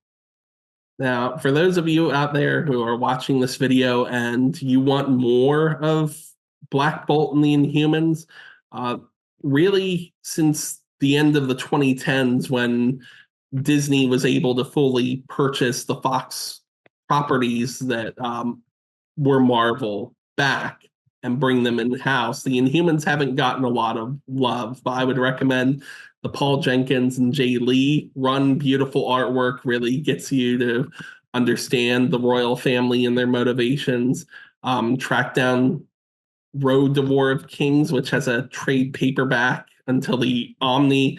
Fingers crossed, it ranked very highly 2 years in a row. Come on, get your head on straight, David Gabriel, in the near mint condition Tiger Eyes reprint poll until the Road to War of Kings omnibus gets reprinted. Also check out War of Kings because DNA, Dan Abnett, Andy Lanning really took the Inhumans concept to a whole new level and made them integral, in my opinion, to the story of the Marvel cosmos. I'd recommend that. Avoid at all costs, however, Donny Cates' Death of the Inhumans, because that was Marvel basically sticking a middle finger to characters that they had tried to put above the X-Men, only to see it fail. And that was their way of punishing them. Saladin Ahmed also wrote a 12-issue Black Bolt series, if you can track that down. And everything I mentioned is available digitally, just so you have a little bit more to read for one of the characters that Torsten and I thoroughly enjoyed here. And after you read Marvel's Modern Cosmic Saga by DNA, go check out the 12 videos I just made about the event, where I love Black Bolt as well. Like they're all of the Inhumans, really. Medusa's choices towards the end are a little bit funky, but without going to spoil, if you haven't read the Cosmic Saga by DNA, maybe skip for the next 1 or 2 minutes, because for just a minute, because also in that event, in War of Kings, you have Black Bolt trying to release the Terrigen Mist. That doesn't happen. But by triggering the Terrigen bomb, he actually creates the fault in space that then opens the doorway to another universe, the Cancerverse, where Lord Mar-Vell comes through. He's been sitting in the background in a universe where he has killed Death, which we're going to talk about it in probably an hour or so in Paradise X.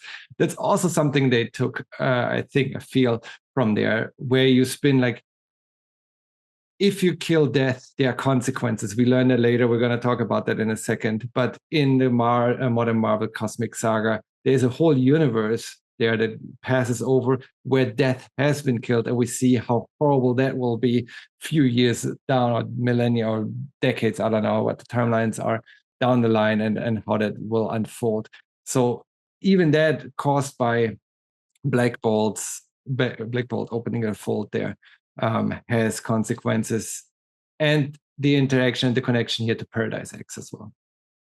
I cannot express enough to any of you watching or listening to this just how integral to the enjoyment of Marvel Comics the modern Cosmic Saga is. If Torsten and I were to go back in time and do those videos together, it would be longer than 3 rounds of the Lord of the Rings extended trilogy, because that was my entry point to anything cosmic related to Marvel. That's why Richard Dick Rider Nova is my second favorite Marvel character, and why I, on a biannual basis, reread from the Drax the Destroyer miniseries all the way up through Annihilator's Earthfall, because that saga is a clear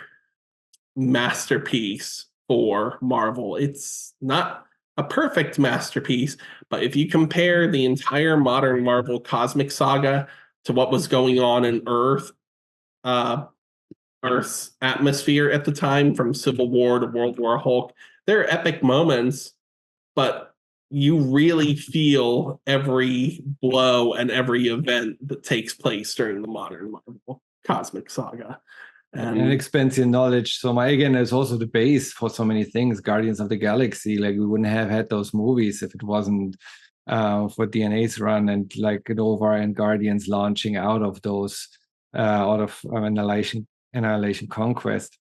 I'm currently playing that video game Guardians of the Galaxy from 2021. I think I'm halfway through or so, but there's so much stuff in there with regards to the Universal Church of Truth, with regards to the Nova Corps, stuff that just, if you read, like, I think you don't even enjoy that game half as much, or to 10%. Like, it just enriches the game so much by just reading DNA's take on the Guardians and the whole cosmic universe.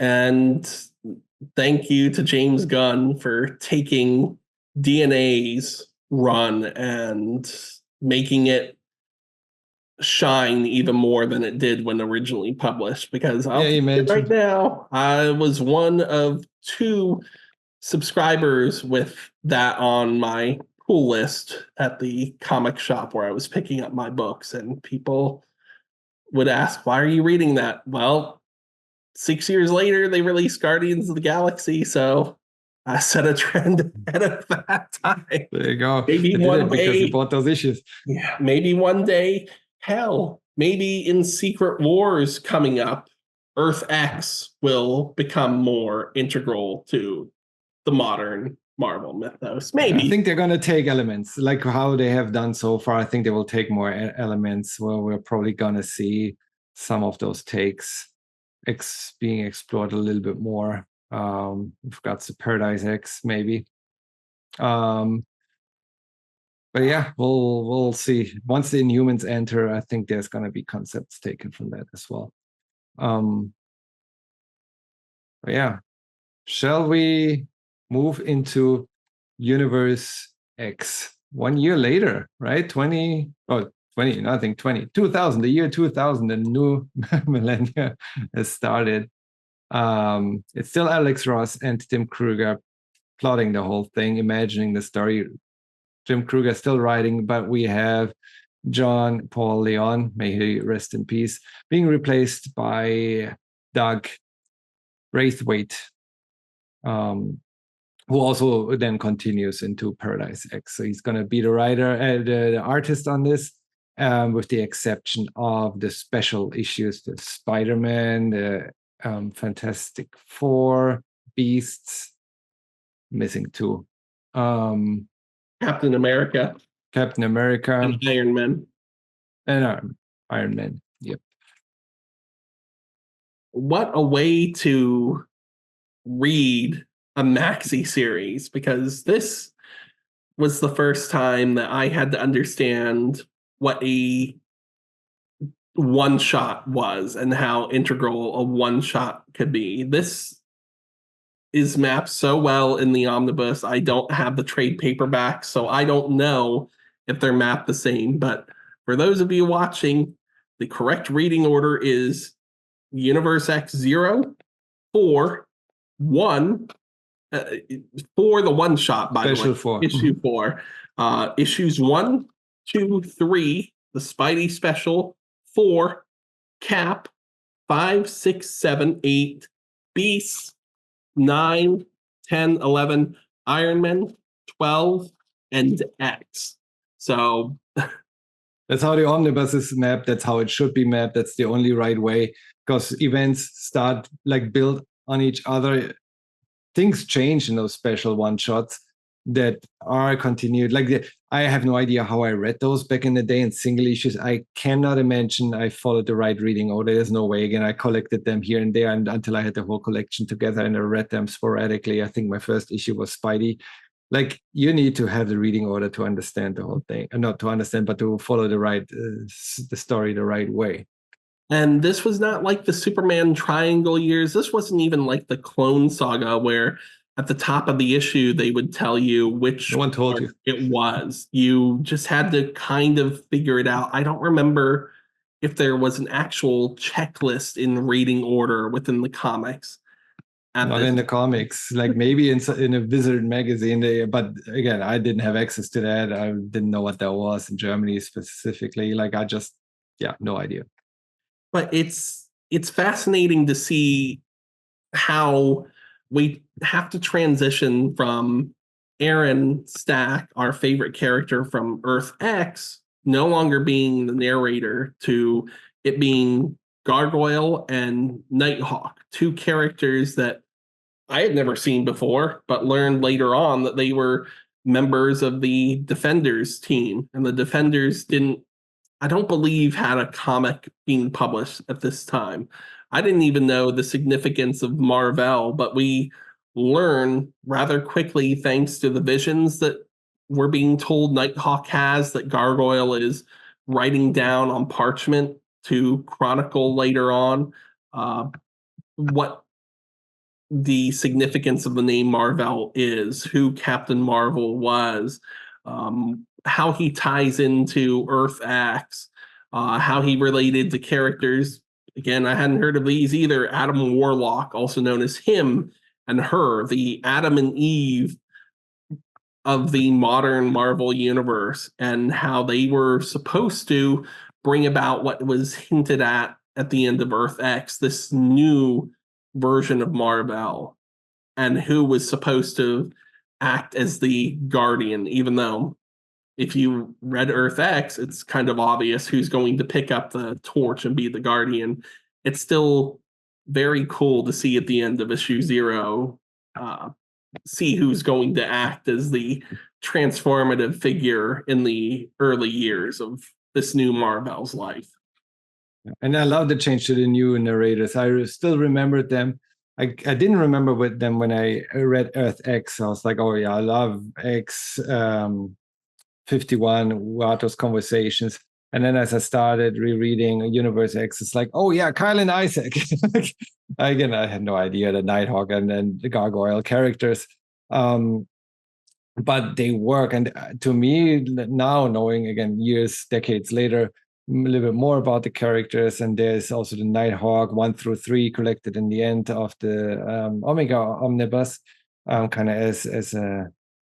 That is really how the characters started, written by Krueger the year before Earth X came out. This is the best iteration to me, like the all-seeing Kyle Richmond who tells his friend the future of the universe, and he says he can only see the future, but then at some point he starts seeing the past, which is when he realizes that it might have been a loop, like time is a loop, and it's like all coming together. Then he learns that Isaac is betraying him to Mr. Church, who lives downstairs. He becomes aware of the betrayal, but he continues because it's his friend. And how do you tell a friend like to be disappointed? Like it's so human. Yet those stakes are so high that you basically have still Earth is humanity has been mutated. They are not reverted. They'll never be reverted. Spoiler, but they're staying like that. Now we just have the different fractions that fight into what should we be doing. We have Immortus, formerly Kang, the Conqueror, who tries to lead humanity into the future away from Earth as inhumans or mutated species. While Reed Richards still tries to find his cure and has those torches burning around the world. Again, Kyle and Isaac documenting all of that. As Isaac is understanding that a little bit more, he starts plotting, similar to X-51. We still have X-51 around though, while he figures out that the Supreme Intelligence is on the moon, and he's like kind of calling out Wato even more, and takes matters in his own hands. I think we have that perfect middle piece of storytelling. Like, where do the characters go from there, making their own decisions, having other characters introduced. But yeah, overall, a perfect transition into that next chapter after we leave Earth X into Universe X, exploring how the world now deals with their situation, all while death is being undone throughout the whole series. Could not have said it better myself. I know these Zero issues are just meant to be your appetizer, but I feel that this Zero issue acted more as a transition issue. It acted more as an epilogue for Earth X than the actual epilogue, which was sketches in black and white commemorating the deaths, and as a lead-in to Universe X proper. We have that, then we have the brief interlude in the 4 one-shot, which revisits Galactus. We get the origin of Franklin, from his conception to the dangers of his birth, what made him such a special child, not only for Reed and Sue and the Fantastic Four as a family member, but for the heroes of Earth, and why the Celestials may have seen him as a potential threat because of his natural cosmic gifts. All of this is being given to us by Aaron, by X-51, with him visiting Galactus, who is still confused from head to toe as to why he was summoned to Earth with the name Franklin. Now, X-51 has every right and every opportunity to disclose who Franklin is to Galactus. He respects Reed Richards too much and understands his sorrow, so he kind of hints at it, but he doesn't. He lies his ass off while still not really man, this is like a perfect, like, how do I get myself out of this without like dooming Earth? How do I do this while avoiding ticking him off and becoming his personal toothpick while he devours another planet? basically. I loved it, and I love how after that he goes back to Uatu and kind of shoves in his face how he handled the situation better than he would have. While we also take breaks from time to time to address other characters, because we get our first real look and hint at, okay, what's beyond death? Is there an actual afterlife? And if there is an afterlife, is there a reason why up until this point death feels like a revolving door? Not just because of events like the Infinity Gauntlet, but did Jean Grey actually die and resurrect post the Dark Phoenix saga? How does Wolverine come back from a single drop of blood? Is death truly a concept we need to worry about? We have the redemption of Doom in this same issue because he was responsible for Johnny Storm's death at the hands of Namor. And he wound up kamikazing himself and taking Susan with him. So he redeems himself in an opening shot in the afterlife against opposing forces, because no one seems to realize they're dead but Doom and a few select others.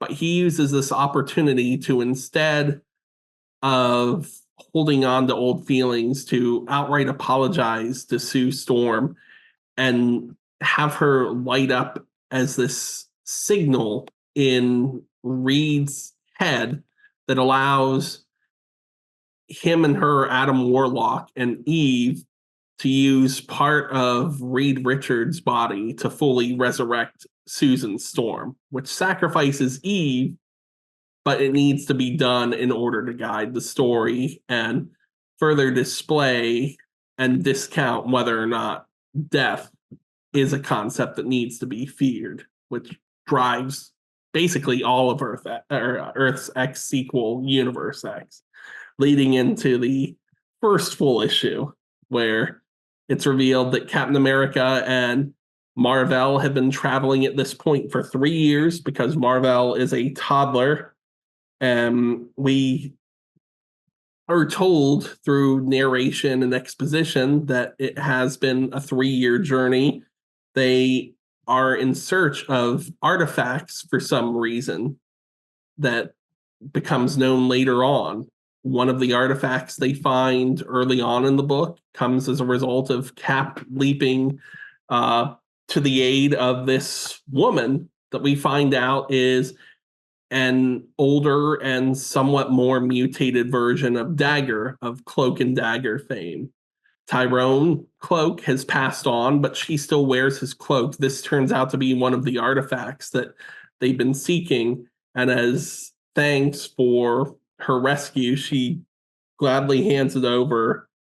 And we find out shortly after that through his realization that his actions were only bringing further disaster and disgrace, Loki has redeemed himself somehow in this 3-year period following Earth X. Peter Parker has decided to accept the responsibility with his power and become an officer under Luke Cage for the NYPD. And issue 1 ends with something that puts a big smile on my face. It hints at alternate realities and alternate paths that could have been taken by Aaron remarking something that his father instilled in him, and that is, what if? Yeah, the hint at what if the series. There's so many things in there. Like I already have like all my thoughts spinning around. First of all, big missed opportunity. I mean, I think he mentioned it once, but Mar-Vell being the son to Adam Warlock and Eve, they meet. There should have been some jokes like mom and dad or daddy. Like there could have been so many jokes about that. But I think towards the end he mentioned once like my dad or my father is blah blah blah. It's like, because when they meet, there's no indication unless you know and you've seen like the end of Earth X when she was pregnant, and then in the beginning of Universe X, like it's clear that the kid that was born is Marvel. Also, again, the split personality, because the entity Marvel still lives in the realm of death, along with Stephen Strange, who's also just this spirit, because they're still alive in the world of the living. Doctor Strange, a little bit more comatose. Marvel, again, as a now 3-year-old kid wandering around the earth with Cap, trying to get all of those artifacts that we learn the purpose for later. But as you mentioned, the realm of death, and there's also limbo that is then explained as like this ever-growing realm whenever someone travels through time. Again, my memories, until I read the whole thing again, was that there was so much more fighting, there was so much more action in Limbo. It wasn't. When I reread this, it's like there's maybe a few scenes where characters in Limbo are talking, discussing, and that's it. To me, like at least half the series, half of Universe X in my memory, it was in Limbo. Maybe the concept was so interesting to me that I like paid more focus on on those parts when I was younger than what it actually was. But again, a super interesting concept, the realm of death being as you mentioned, a place where everyone that dies, not only on Earth, but the entire universe. That's why they call Earth is still the center of the universe, because everyone that dies in the entire universe, we learn later, the Kree that die through the Supreme Intelligence all end up in the realm of death and create a Kree army, because they are all like suddenly there, all thousands of them. So once any being dies, they end up in the realm of death. That's the biggest point of critique I have with all of the entire trilogy. Because yes, the ones that are there believe they're alive and everyone else has died. But then throughout time, people keep dying. So how does that work? They never even tried to explain that or even touched on that issue. But if someone is dead, that they think someone else has died, if they actually, those that they believe to be dead, they actually die and end up in the realm of death, they would basically be resurrected. So in the realm of death, it would be a constant resurrection fest. Like every second, someone else would show up that was believed dead before that, and they would all pop up there. So that's the kind of the logical. That doesn't make sense to me. That's not thought through, but I can't also come up with a solution that makes it work, because they would basically have to either reset their memories or their expectations constantly, or they get created, or each of them experiences the realm of death individually, which is not the case, because that's what the Paradise is about. So the realm of death is still a collective experience, but then again, if others die, would they get resurrected in their view? I think that they were confused themselves, Ross and Krueger, because I had the same feeling. But what made it work better for me is if they were confused, it helped inform the confusion that people have later on once the concept of death is wiped away, and we see that those who are mortally wounded and should have been able to move on to the realm of death, they're stuck with that sickness in suffering. They're missing limbs, they're maimed, what have you. They cannot die. So maybe that was, I'm not saying it was, maybe that was Ross and Krueger coming to terms with the fact that they had this concept and they couldn't nail down why it made any sense to keep that concept in play. So they had to tweak it, get rid of death, and showcase why death is essential and why the plan that is in place throughout all of Universe X is actually flawed and doesn't work as a solution the way that Marvel was leading us to believe. Yeah. Maybe there's an explanation there with like them not wanting to accept the reality. Because even those that have learned that they are dead, some of them decide not to accept it and stay in the realm of death versus moving on later on. So it was just like constantly being reminded of when they're in the realm of death and someone else died. It's like, so to them, would that person have been like when Captain America dies in Earth X, to everyone else in the realm of death, would he have come back from the death then? From the dead? And even some characters don't even show up. They're like crucial characters that die, and then in the realm of dead, they're not around because it wouldn't have made sense for the story to continue with suddenly someone else coming back there. Some are having special roles, like Captain America turns into this angel. You have that behind your left shoulder on the Omega Omnibus. So they're getting different roles assigned there as well. But yeah, very. Yeah. That was the only like thought split logic flaw that I had. It was like, there's no single way how to explain this. I will tell you that for my notes, I had 6 pages for Earth X. For Universe X, it's barely 2.5, and for Paradise X, it's about a full page that's shared with Marvel's X. So even though Universe X, I feel, deals with deeper concepts, it moves at a more brisk pace for me than Earth X does. Earth X is you have the world building, and it feels like a slow burn before it escalates, but all 3 acts of Earth X work. Universe X feels like both a follow-up to Earth X and yet set up for Paradise X. I still like it as its own concept. This was the first series for this trilogy that, as it was releasing single issues, I collected brand new instead of having to scour the back issues. But yeah, I feel that there was more potential for us to have a better understanding of how the concept was supposed to work. And it still makes sense to me because no one reasoning behind resurrection has stuck in even the regular Marvel canon.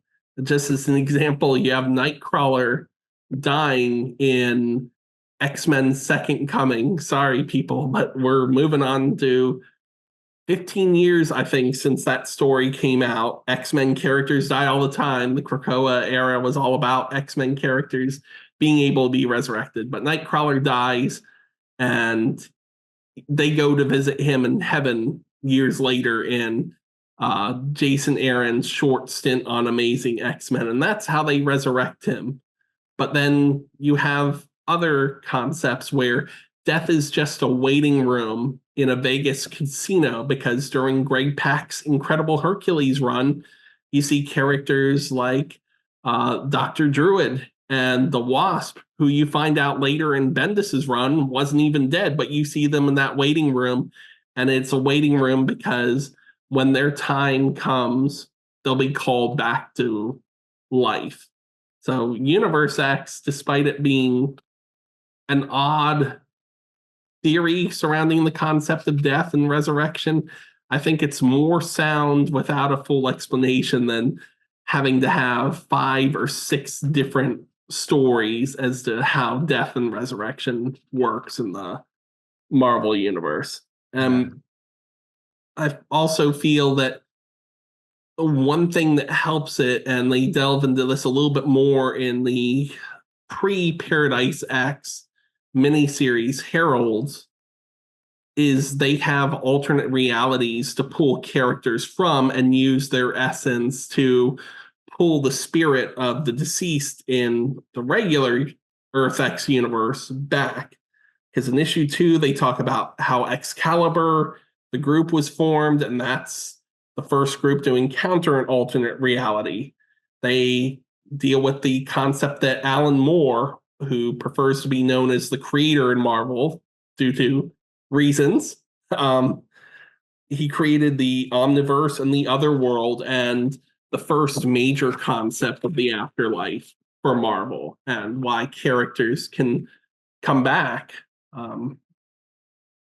And as Torsen touched upon, limbo is basically another concept surrounding death, because that's where some of the demons are housed in the Marvel universe. You have this section in issue 3 where you encounter a mutated Kazar and Shauna, who have become were cats, kind of like Zabu's a saber-toothed tiger.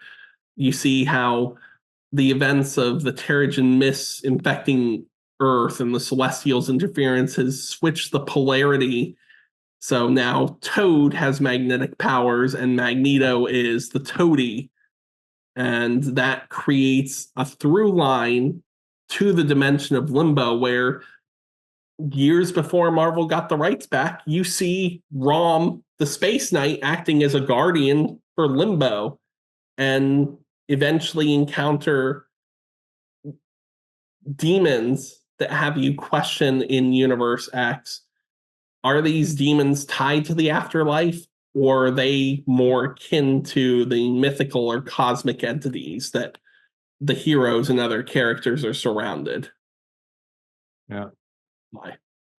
Totally agree. Like I mean, with the waiting room concept kind of gets created later on, because throughout, again, Marvel and Captain America, they are collecting those artifacts in order for Marvel to kind of create paradise, which is heaven to them, which then the realm of death becomes that waiting room, because it's just now a realm for those to pass through once they accepted that they are dead.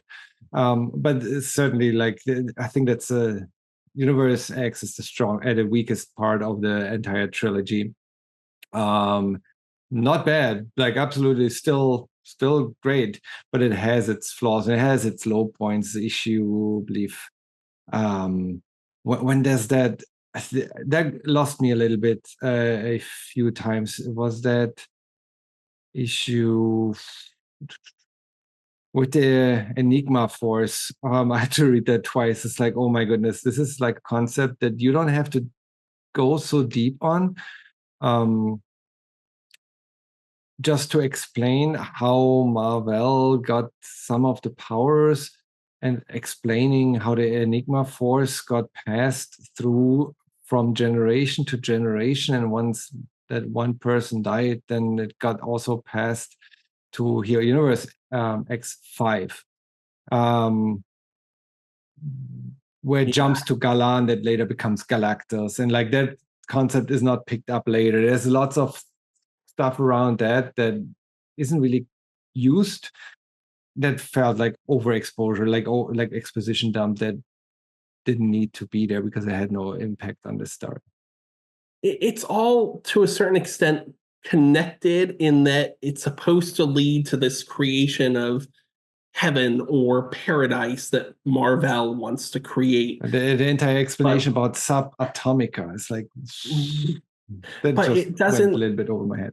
Even if it connects to the creation of this paradise or heaven, the concepts don't really connect well to one another, because from the limbo story, which we really don't deal with much time in limbo, we go back and forth because Belasco, who's eventually revealed to be a traumatized Nightcrawler, and Mephisto converse a little bit in limbo. But we move from issue 3 to the Spidey special, which I absolutely love, because it really delves into the trauma of Peter Parker and what he truly wants while trying to blind him. It uses his memories as a tool that can be twisted against him, and leans into the concept that if you're remembered, then you can connect later on to this paradise. But let's talk about that issue a little bit more, though, because okay. I love that issue too. Like it's just amazing, and I feel like he's not even tricked. Like he's captured by Spider-Man first in his thoughts, but then Spider-Man is being pulled in, and he's completely helpless, complaining that he's like, I have no control over this illusion anymore. This is Peter Parker's doing. He wants to live in that reality now. He wants to be, again, like to recall, he imagines being married to Gwen Stacy, while his friend Osborn is married to MJ. The daughter that they have is not his. That's like, Osborn and MJ's daughter, and He has a son. he has a son that is blonde, and it's just completely, and like May, like his daughter in this universe, finds out, and she's so upset with him. How can he do that? While he's just like, I'm just imagining my like, leave me alone. My kind of like, But can I then he have my kind of own fantasies? he backtracks at the end and says, "Oh, he basically says that was just my trauma and me trying to work through Sure. twisted While memories. And I Spider-Man is love completely you." helpless in the illusion that this issue doesn't have a villain. Like Spider-Man is thought to be the villain, but then he shows up in the story. He's like, I'm helpless here, dude. Like, this is Peter He's the Parker's therapist, doing. and he gets pulled into the trauma. Yeah. I feel so bad for him, and I wish we had a better origin for him, or Yeah. more focus on what the intent was behind this character, because Just calling him Spider-Man just makes it more interesting, but there's no connection to the Parkers. no. And this issue is considered controversial due to the fact that it was pulped and had to be reprinted rather quickly. There were about 3,000 copies that went out to Dynamic Forces, and I think 1,000 signed copies that went out to Dynamic Forces. The artist on this issue, Al Milgrom, who has such wonderful line work and shading, really hated the Marvel Comics editor Bob Harris at the time, and the editor-in-chief was Bill Jemas, and had, I guess, been involved in eventually letting Harris go.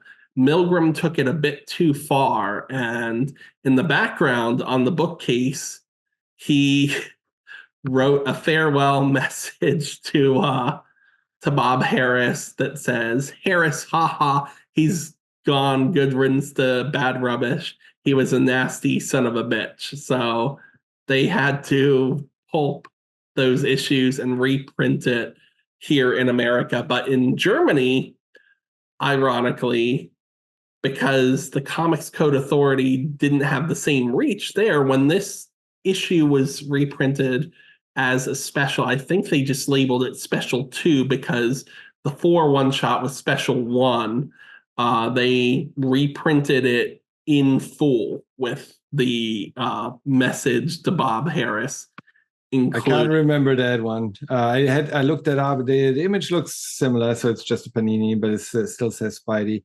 I think the cover is not embossed. It is still glossy. There's parts of the Spider-Man. I love that cover too. Like that cover stands out. It was one of the covers that drew me into it too. Like it's just like, how can you pass up on this issue? This makes it so interesting. You know, Spider-Man, and then the other side is like, that's an eerie, mysterious version. You don't know, if you don't know what it's about. You want it to be a one shot and like read it by itself, which can be read by itself ish, but it still belongs in this universe. That is so intriguing, just that image of that split face. Now it's glossy. Some parts of that on the side are glossy to make that slimy skin, the reptile-looking skin of Spider-Man stand out, and embossed. Like that is just a perfect cover there to pull people in. Alex Ross at his best. The story, how it is told too. Like first you don't realize that there are two parallel. Like this, we're in the Earth X or Universe X world. Stuff doesn't make sense because in that world, like Peter Parker was never married to Gwen Stacy. But now the story is like they're sitting there and he's married to Gwen Stacy, while in the other side, May is running around. So you have the stories in parallel until halfway through. So you realize that those are his illusions, and May is figuring it out along with the reader, or the reader is figuring it out along with May. She gets upset. I celebrate. I was like, that's awesome. Not even in his fantasies, he's left alone by his daughter. She still busts his ass and gets him out of there for betraying the late mother. But great issue. And she forgives him almost immediately because he's like, oh, this was the plan the whole time. I was trapped in twisted versions of my memories. You're the child I've always wanted. And this is after poor Spiders Man gets his ass beaten in. If this were a higher rating, you would have seen the comic style blood, but because he's red already, maybe you wouldn't be able to see it anyway. But he's the character outside of May I feel the worst for in this book, because he's left questioning his powers too, because he got abused in his own powers and then is just cast aside because he's technically on the wrong side. I think in this issue he swaps though, because throughout Earth X he was a huge enabler of the Skull, because he gave him also the reach, right? The illusions came from Spider-Man.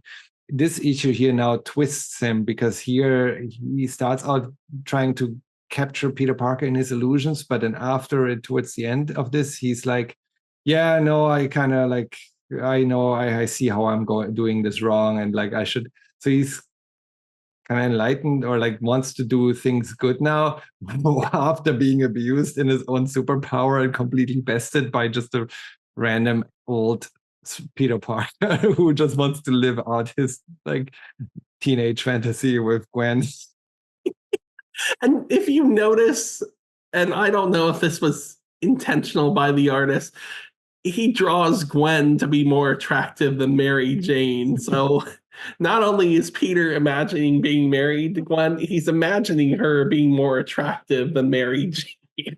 So and they also at some point where I think Osborn like wraps his arms around, like, or no, Peter, no, Peter Parker sits next to Gwen, but MJ leans on his shoulder, all flirtatious. Like he imagines probably having a threesome at this point. Like, is like at this partner swap. Like, I don't know.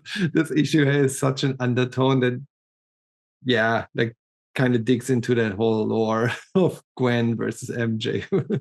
To move from issue 3, where we end up in a version of hell, to this, and then back over to, because this issue, it's dark, but because of the fact that it's so bizarre, it's unintentionally hilarious in a way. It's more like a soap opera. We move from this into issue 4, where they're fighting death, and we finally learn this universe's version of how Ragnarok came about and why.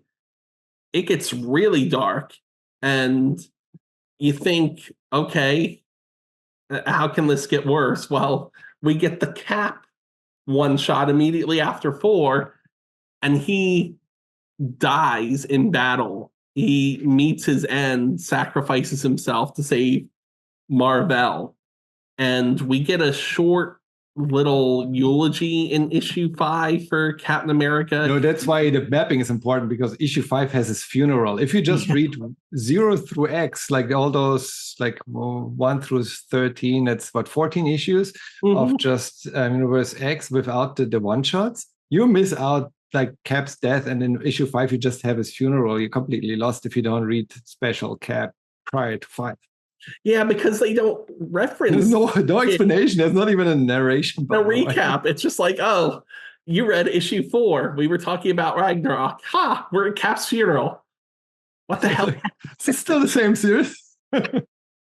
And you start to see that maybe the Mar-Vell in the afterlife has other ideas in mind than just using these artifacts for altruistic. Someone questions, like, has anyone checked on what he's planning? Because he's collecting the most powerful artifacts in the universe. and everyone just helps him. No one's questioning what he's doing. He's Marvel. He'll be fine. It's like, yeah, once those comments were made, it's like a little bit foreshadowing. Yeah. I hate to give him credit for this because he is, in fact, a future version of Kang the Conqueror.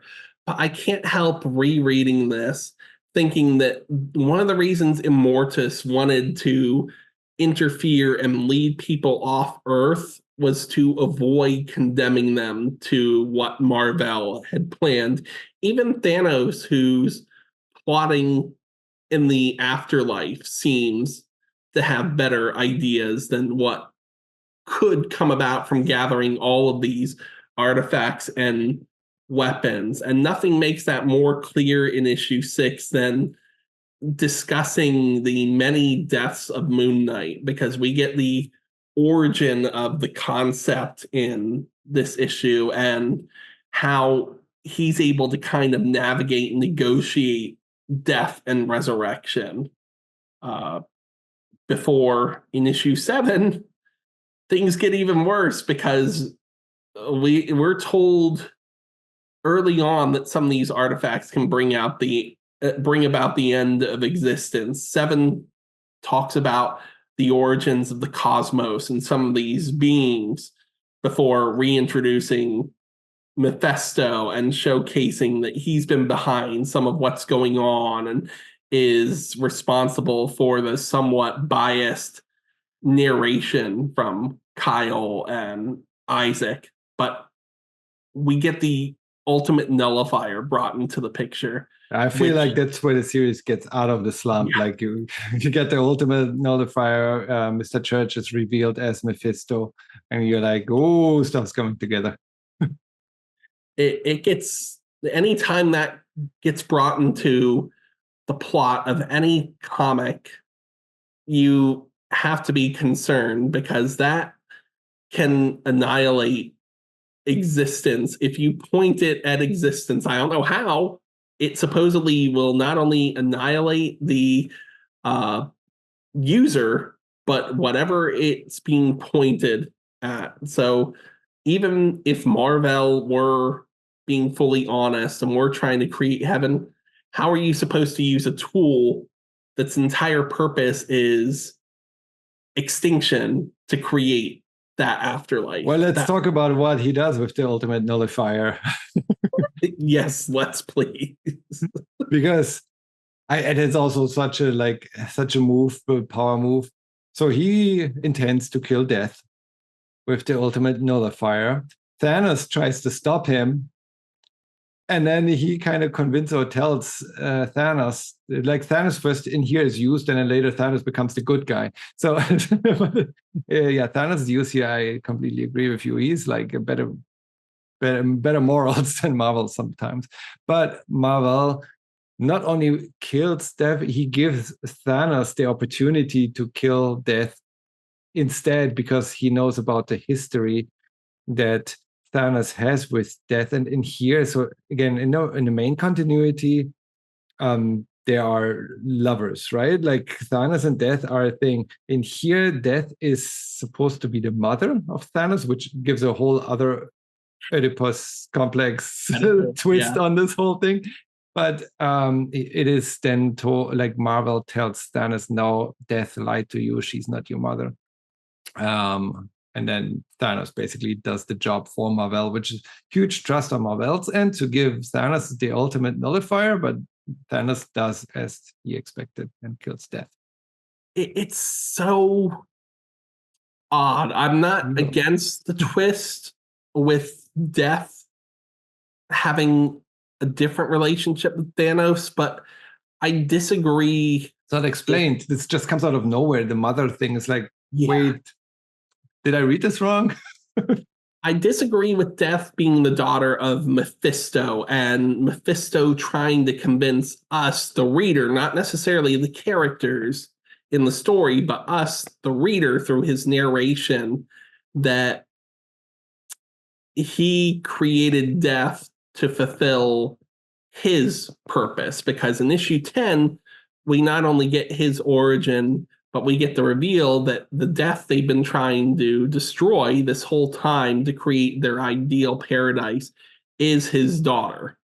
And while Cap was gathering these instruments and artifacts of destruction to create paradise, Mephisto and his church have been gathering their own pieces of the absorbing man.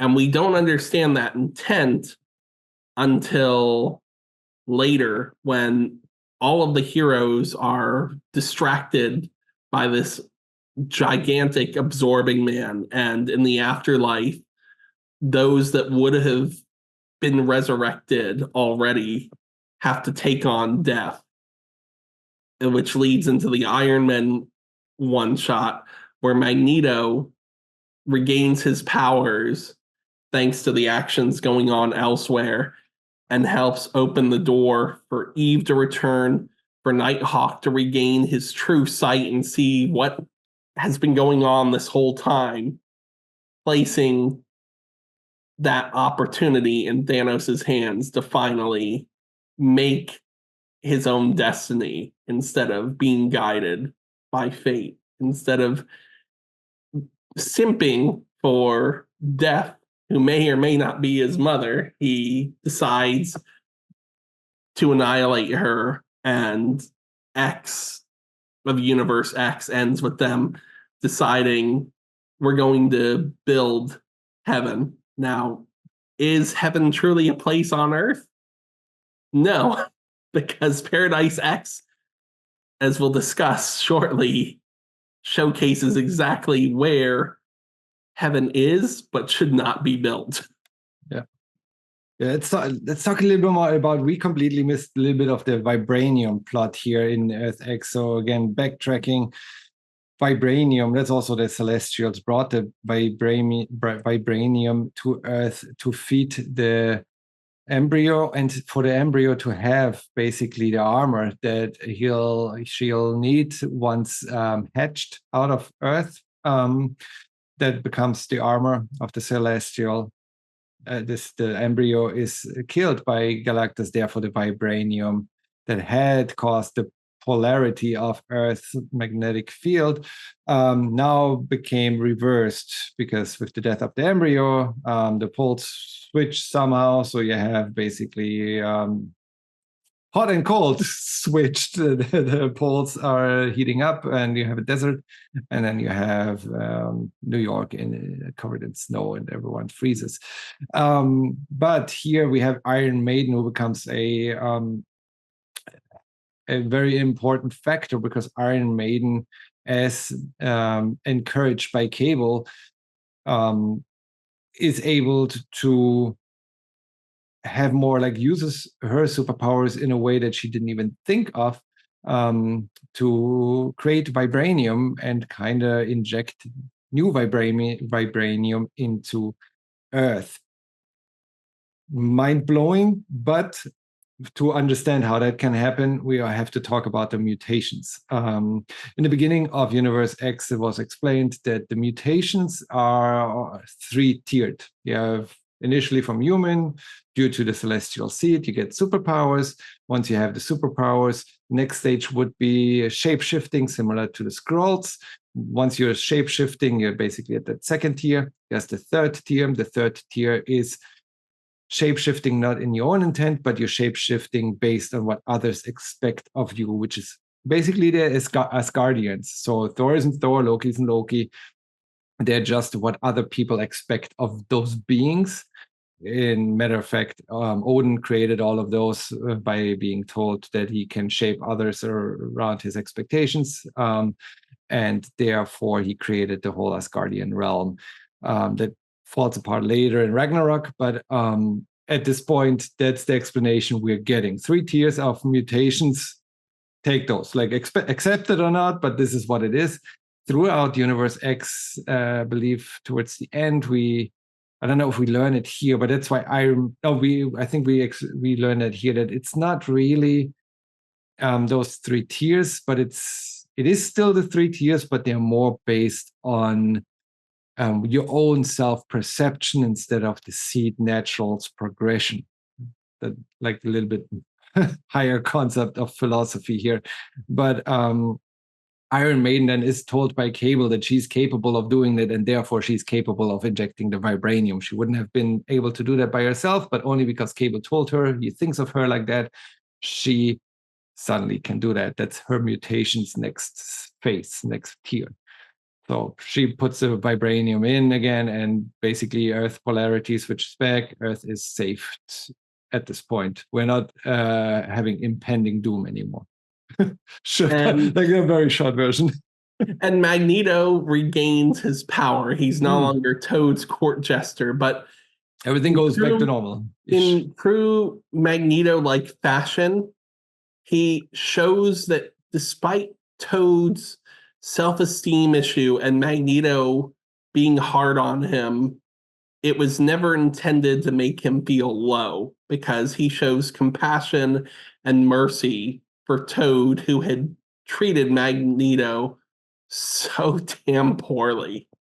And it kind of reflects and compares to the way T'Challa was earlier in Universe X, where he kind of treated Steve Rogers poorly and refused to assist with this building of paradise, kind of preferring yet again for Wakanda to take on an isolationist worldview and practice before T'Challa succumbs and actually assists with this reinvigoration of the vibranium alongside Iron Maiden and others for Earth, which leads to the resolution of a lot of the remaining plot points from Earth X.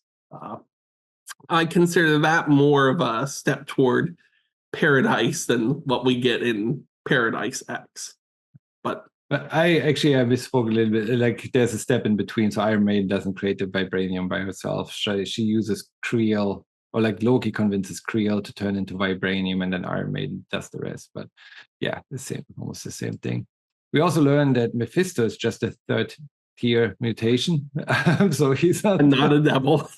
that I kind of saw that coming, though. Once they explained the tiered mutations, and they explained that there are guardians, so the gods were like just a mutation form. I was like, well, then that should count for the devil too. So Mephisto kind of follows the same rule there. And then throughout the issues, I was like, whatever they explained with Mephisto manipulating things, like, but is he doing that because others expect him to do that? It turns out, I think in issue 12, it is revealed that Mephisto's also, like everyone, just there's no entity other than maybe the Celestials, but maybe they are too. I don't know. That's never explained. Are just mutations of what everyone expects. So the world is just shaped of expectations, which is a whole philosophical debate. But that does not mean, viewers, that you still cannot blame One More Day on Joe Quesada. Mephisto is still a fictional character being written. So Mephisto, whether it's this version or the 616, is still just an entity. So the one above all still supersedes any mutation. So it is Quesada's focus. Yes. Yes, the one above all certainly does. I wonder, since you brought that up, how that concept would have worked had this trilogy been written following Al Ewing's Immortal Hulk. I've not read that one. I saw it was on discount the other day. I almost bought it, but then I have such a big backlog that I stayed away. It's a thickie, and it still doesn't contain everything Immortal Hulk, just the Al Ewing stuff. There's an extra trade paperback you have to buy as well. Yeah, while Mephisto is just a third tier mutation, he doesn't necessarily know that, and therefore he still tries to escape his doomsday, his judgment day. And he loops time back to create a loop, basically, and avoids ever reaching judgment day. And that's how we get into this mess, because all those alternative timelines are basically just creating a bigger limbo and a way for him to escape the ultimate end. Whether that exists or not, we don't know, because we never reach it. And Mephisto is just a mutation. Therefore, we don't know if it all helps. But that's the reason behind him looping time in a circle. Yet another concept that was fascinating but didn't lead to anything. Yeah, there's so many things. Like there's the nice idea of like the supreme intelligence dying, getting killed, creating the Kree army, but then the Kree army doesn't do anything in the realm of death either. So the whole point of having the supreme intelligence on the moon becomes moot because it's not about that. But hey, how do you feel? How do you? I think the challenge is how do you include the entire Marvel universe in that one single story? I feel that the Supreme Intelligence was utilized more appropriately in the modern cosmic saga than in the Earth X trilogy. I love the interaction between Richard Rider and the Supreme Intelligence and their I love the corruption later on. Again, too many spoilers. We should stop talking about that. But yeah, no, I love the I But love it. It's I like say you're the that last hope. because I feel like if they were going to move beyond the common interactions with Earth, like Galactus makes sense, the Scrolls make sense. The High Evolutionary would have made more sense to me to be on the moon lurking than the Supreme Intelligence, because the High Evolutionary is all about messing with the genome on Earth. You could have incorporated him as a potential way to cure the Terrigen mutations on Earth, or used him as They didn't want to cure them like for the story. They mutate the cure like was never supposed to actually happen.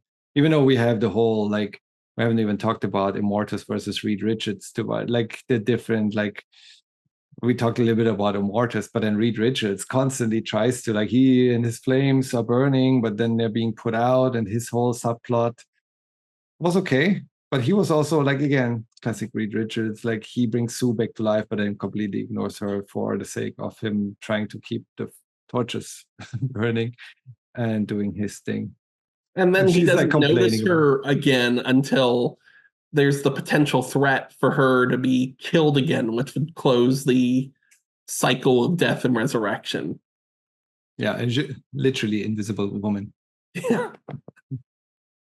I love the humor that Ben Grimm brings to this with the kids.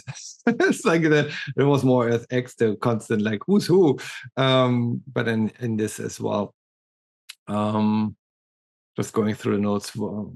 Is there anything we forgot to talk about with regards to Universe No, I X? think we've Other covered than everything other than favorite characters for this. then Gargoyle's betrayal. I guess the ice. So there's one another logic split here.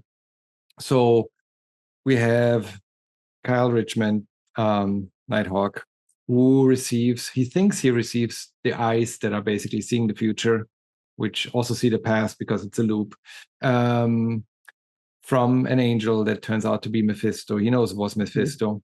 While he still has the eyes, he learns all of that prior to Earth X because there's this prequel called Nighthawk 1 through 3. So he knows he got the eyes from Mephisto. He knows that Isaac Gargoyle works for Mephisto, and he still decides to tell him everything. Not everything. He withholds some information, but some crucial information he feeds him so that Mephisto can use it.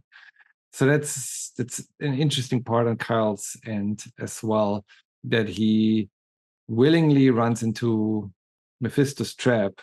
He realizes Mephisto sets a trap, and he still goes down that path, not to betray his friend.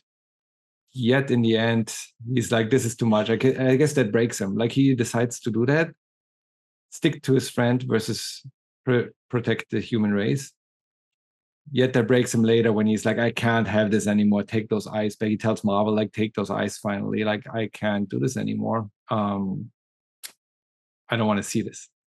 So it's like a very tragic character,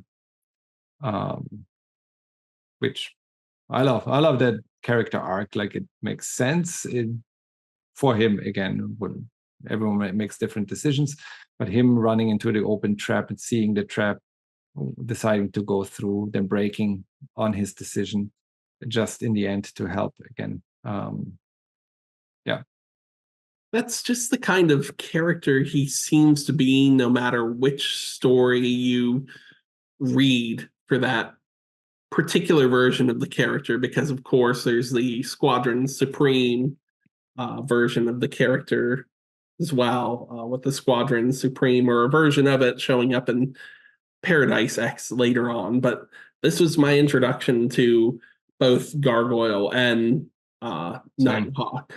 And until Gargoyle showed up, which he rarely does in a regular continuity version, I would get him confused with Gray Gargoyle, who's the villain that shows up in here too. Stone, yeah, who ironically shows up in here. But it seems like Kyle Richmond is that kind of down on his luck character that wants to be a hero, but is a budget hero. Basically, he's rich, but not rich enough to be able to use his technology to make much of a difference. So he relies on his friends to offer support, and it often brings about further tragedy in his life. In this, he gives up this power that he had hoped to utilize to save not only his friend but humanity, but he winds up condemning more than saving.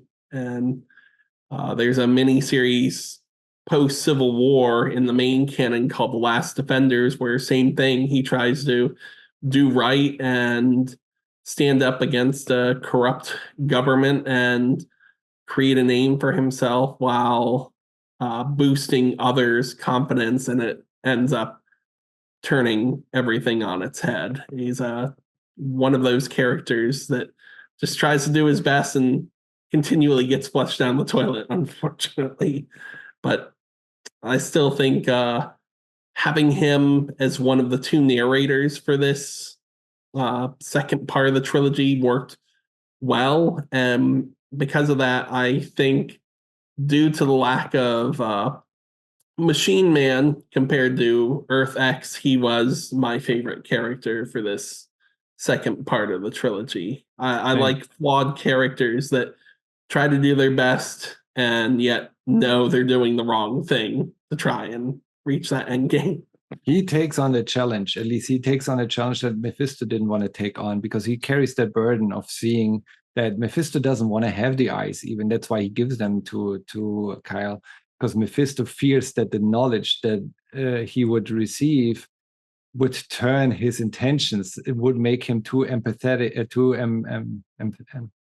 to have too much empathy and compassion for him to stop being who he is in its core. So questions raised, like, what's the value of knowledge? Like, if you have too much knowledge and you don't want to become that person, like Mephisto decides not to. And Kyle gets, yes, in the seat, he receives those eyes, but then he reaches that point willingly and sticks through it. And that's, the burden that he carries. Yes, he breaks on it, but he takes that burden, while not even Mephisto does that. He's definitely a better man than Mephisto. Yes. Than the devil himself. But Mephisto is still a better person than Marvel, as we find out in Paradise X. That's a question though. Like, because yes, he has, like, yes and no. Like, let's talk about it. Let's dive into Paradise X, because even if there's concepts from Universe X that we want to pick up, it all leads into Paradise X. That's the culmination, the grand finale, or we want to call it. You have the same team. You have Alex Ross, Jim Krueger writing, still drawn by Doug Braithwaite. I hope I pronounced that right. But you have the conclusion to the trilogy. Marvel leads those souls into new afterlife, while Mephisto and other cosmic threats challenge reality's balance. All the heroes across the multiverses confront destiny and their identity to stop the ultimate universal collapse. Before Paradise X proper starts, we begin with the Heralds. Reissue Heralds, where... And this is, again, like the mapping. Like, the mapping is important. The omnibus is mapped perfectly. Again, if you ever collected this in single issues, I had to trade paperbacks because there was no single issue. this is an important mapping again, because there's certain Ragnarok needs to be collected between 8 and 9. And Okay. Harold's got to kick things off. So Harold's brings back Watu. He's at risk. Karma is coming to kick him in the ass, basically, and we deal truly for the first time with how the multiverse works in this Earth X universe by connecting to other universes. We've seen what ifs, we've seen the multiverse, we've seen the omniverse and otherworld, all the Alan Moore concepts, but we have yet up until this point to truly see if the multiverse plays any kind of serious role in Earth X. And we learn it does, because this group of heroes from all across the multiverse, from the Arno Stark of the Iron Man 2020 universe, years and all on his armor, shows up along with a Deathlock, along with Hyperion and a Spider-Girl. Which Spider-Girl? At the time, there was only one in publication, but as we see, this is not the Spider-Girl of the MC2 universe, nor is this the Mark Grunwald Hyperion aged up from the Squadron Supreme. So that really, with it being 3 issues, it's about them being developed as characters and why they, along with the Days of Future Past Wolverine, should matter for this series, this maxi series, this concluding chapter that is supposed to focus on the construction of paradise for heroes who have passed on or will pass on. I like the idea of them just being sent into other alternative realities, not to fight the Celestials or give them the information, but just to expose Watu, the Watcher. Like, just tell them there's a Watcher.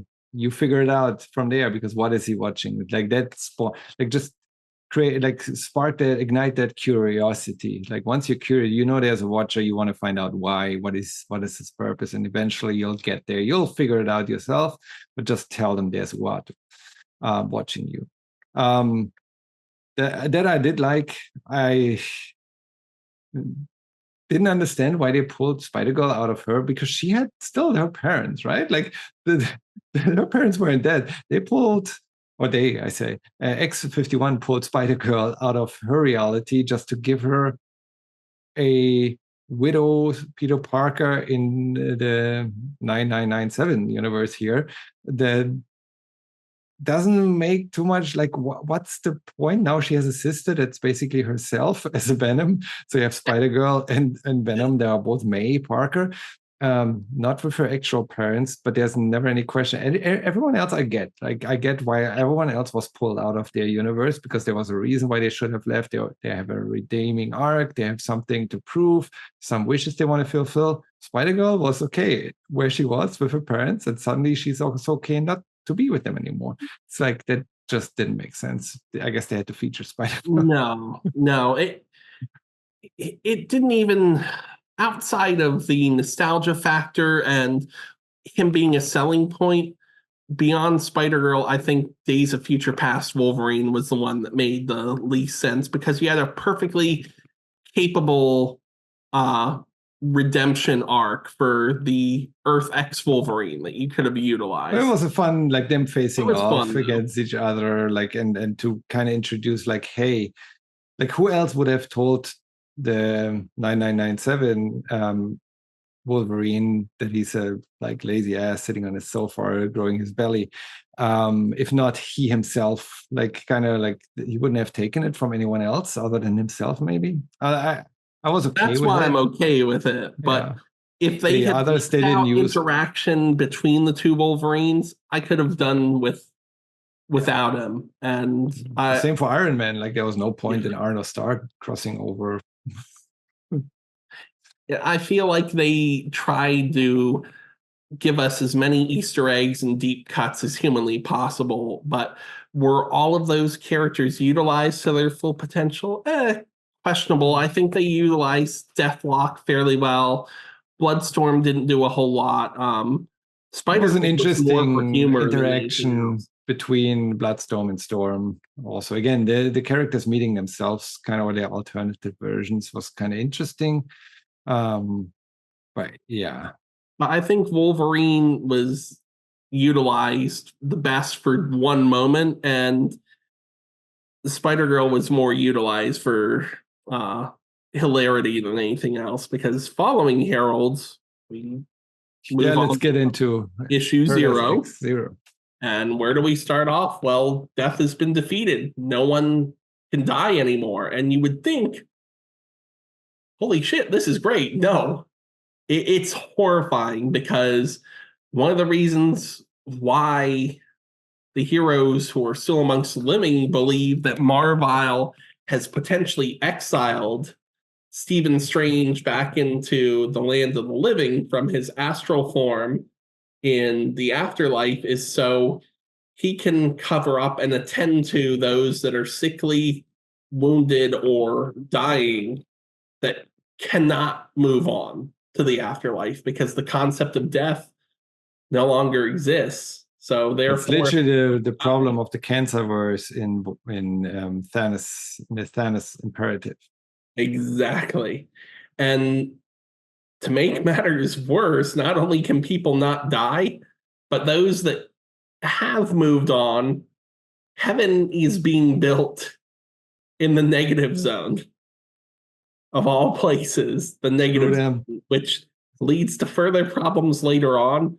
But for those watching who know anything about the negative zone or who've read the modern cosmic saga that we keep referencing, it's not a peaceful place. You've got entities such as Blastar and Annihilus in there. It was nice for a change to see them as the victims. They're like, we're being pushed to the side, like the victims of this, like them not actually doing anything wrong. Like, also no introduction really. No one, like, I actually paid attention because I was like, oh, cool, this is Annihilus. I know Annihilus now after reading the DNA version of the Cosmic Saga, where Annihilus plays a huge role in the Annihilation storyline. I was like, cool, I recognize this character. I paid attention. His name is not mentioned until way later.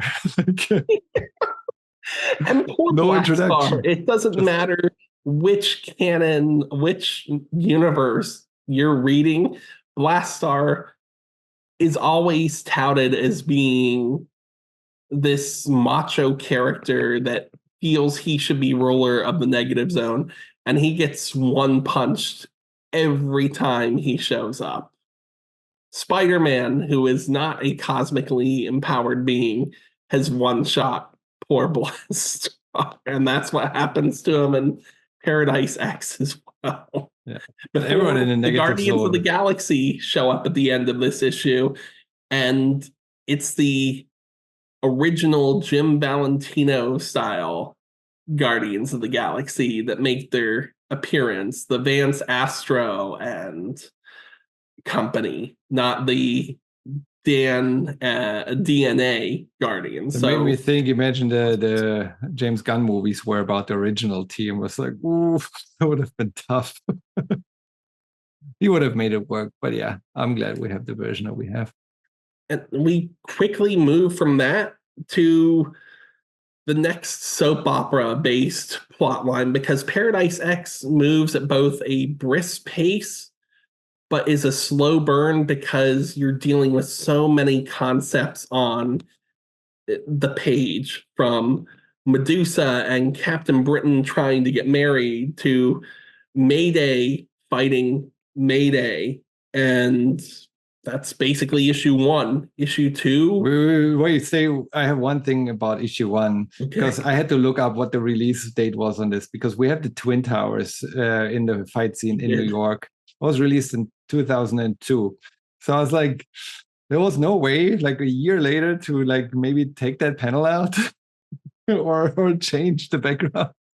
But it's an alternative reality, I guess. It is. It was very close 1 year later.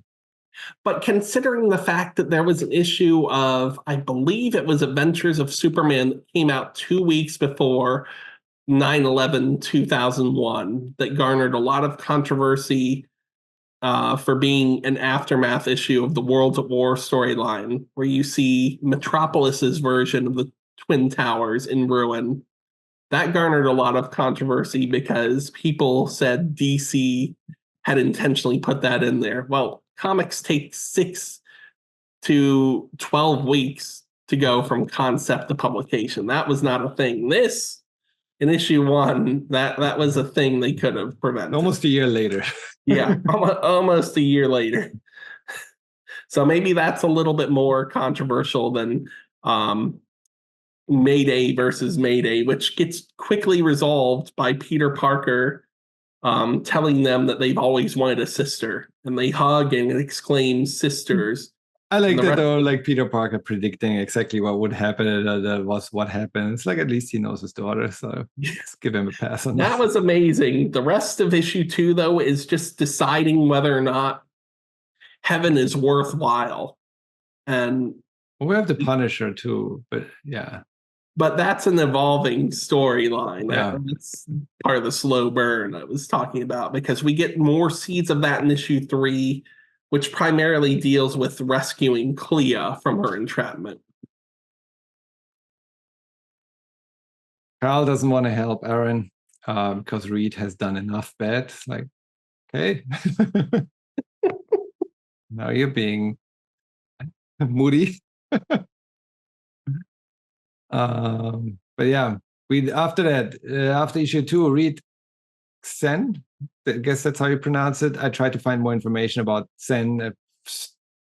What I found was that it only exists in the Earth X, Paradise X universe. There is no real Sen team outside of this. So it was completely made up with the heroes that we have here. But yeah. And we see Odin's realm beginning to fall. Again, now we have like lots of like kind of loose plot lines kind of coming closer to a conclusion. Odin's realm beginning to fall. That won't be concluded until way later when we dive into Ragnarok. But that's kind of kicking things off there. In issue 3, we have the as you mentioned, the royal wedding where poor King Britain is left in his underwear moments before he concedes his wedding with Medusa because Megan, however you pronounce her, is brought back to life. Is that there at this point? We also get the full return of the Punisher because Frank realizes something in the afterlife, and we have Steve Rogers doing what might have seemed to be a kindness, but I feel it's foolish, and going to visit the skull in the afterlife.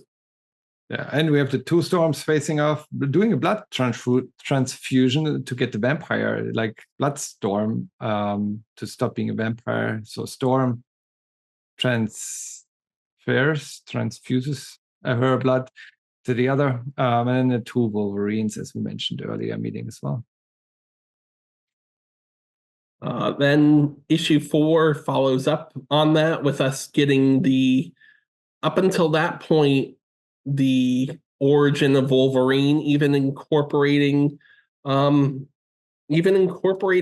of Origin by Paul Jenkins and Krueger, surprisingly, into that, because that was released, I believe, in late 2021 or early 2022. That started publication. I don't remember entirely, because when I was picking that up in single issues, there were pretty decent sized delays with that series. So I believe that Paradise X published that portion of the issue before the full origin story miniseries was released.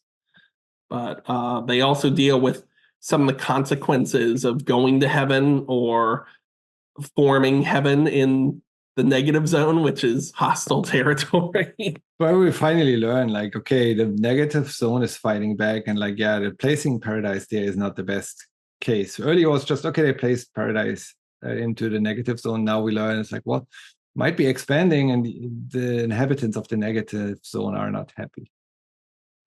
So like we're gaining, before it's more plot. Now we're getting consequences and story here. Yeah, we deal with the origin of Doctor Doom in issue 5. We deal with more soap opera awkwardness where Captain Britain has to decide if he wants to stay married to Medusa or if he was ever legally able to or morally able to marry Medusa, since I love how Megan is like, Megan was never actually dead. She was just entombed in stone. I love how she's like, I can shapeshift into Medusa if you prefer. That's messed up.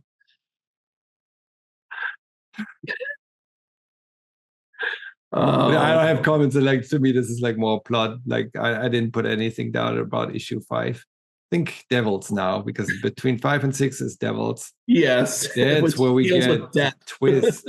We want to create a new Death. We realize Marvel killing Death wasn't a good idea, so let's find a replacement.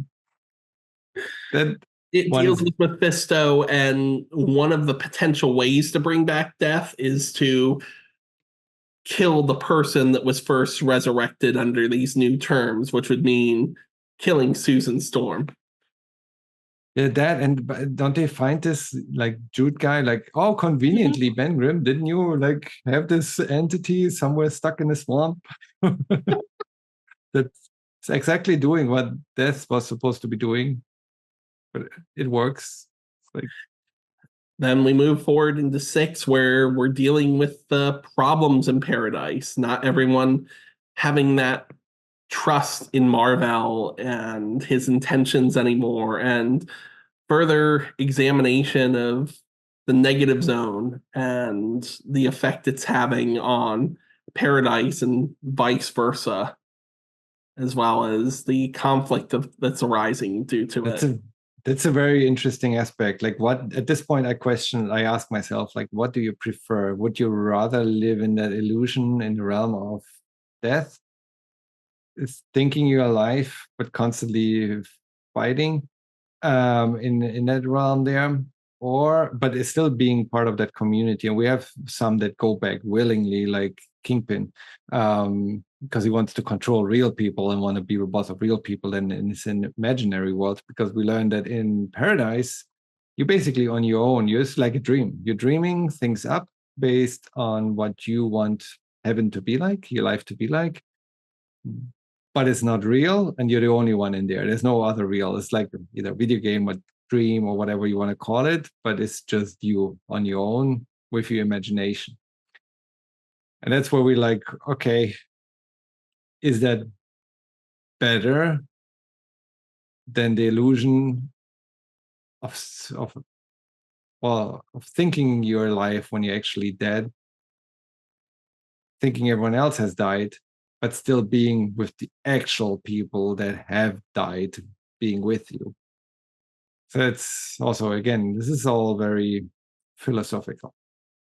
Most definitely. And it gets worse in issue 7, where they again touch on the concept that at this point, no one can die. Even in the afterlife, no one can die, because Frank Castle's suicide attempt was a failure. And instead, he seeks to show his family that the reality that they feel they're in is a false paradise, or just fake in general. So he becomes, for better or for worse, his version of an avenging angel, but a better utilized concept than when the Punisher actually became an angel in the main canon.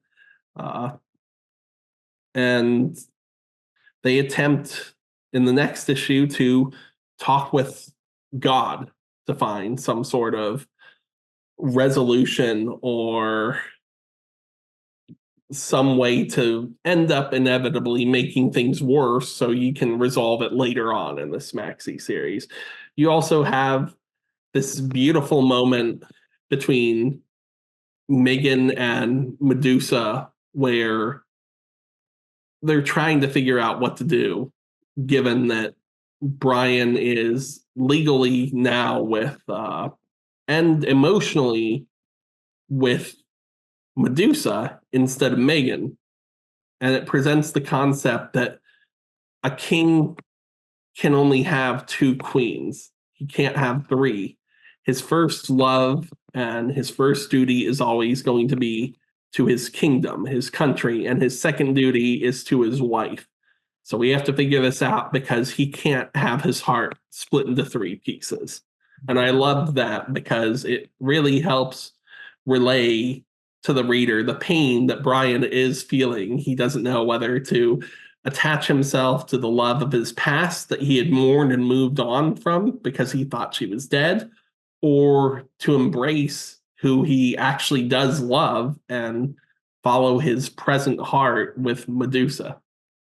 We also get the alternative version of how to convince the dead that they're dead, because we have Captain America who's trying to convince his parents that they're dead, and he tries that more gently than Punisher does with his family. Where Punisher just does I kill everyone, and they eventually realize that they cannot die because they keep coming back, and that's my way. And Captain America is more like, I don't know how to tell them. Let's see. I mean, that probably should have been one of their first signs that it was in paradise, that you still deal with so many degrading mental health issues. If you're in paradise and you have a strong urge to mow people down just to prove to your family that they're dead, there's something off there. But we get a break because Ragnarok has two issues between 8 and 9, and once again we get an origin of Ragnarok, but this time, instead of it being something that's narrated and fed to us as we're supposed to believe it, we get the reality and see that Odin this whole time has been responsible for crafting something darker than we thought was possible. And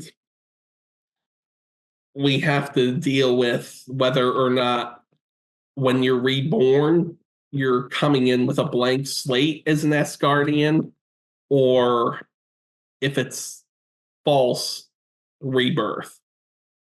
And you learn it's a little bit of both, that you are renewed, but only to the extent that the one behind this cycle of Ragnarok will allow.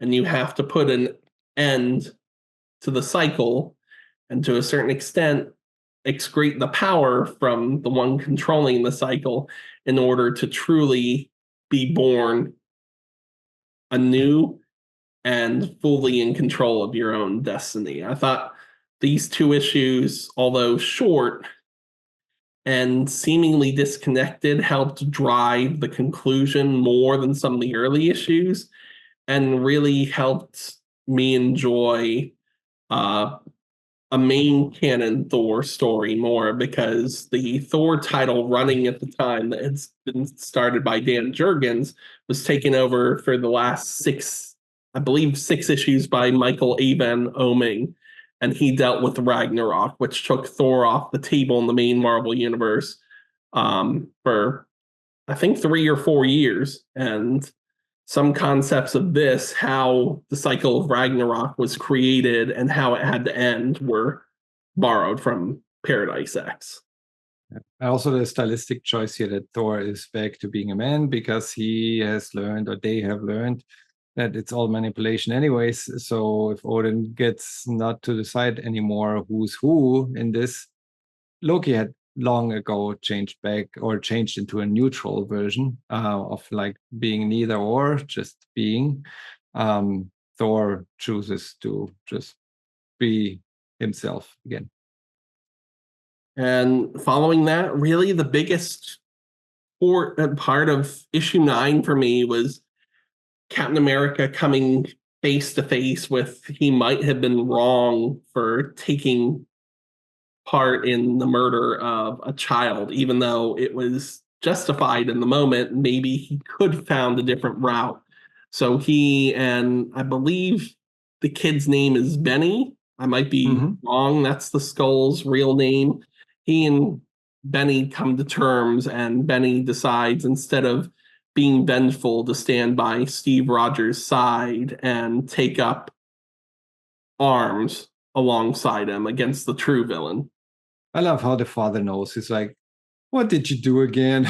Like, did you act on your like superpowers? Like, I mean, they're all there again. This is the realm of this. You mind controlling again? Yeah, you did. So if Cap is here to talk to you, it means you messed up. Like, Cap wouldn't be here like for you without any reason. Like, you messed up. Don't you be committing any fascism. You'll go in the corner.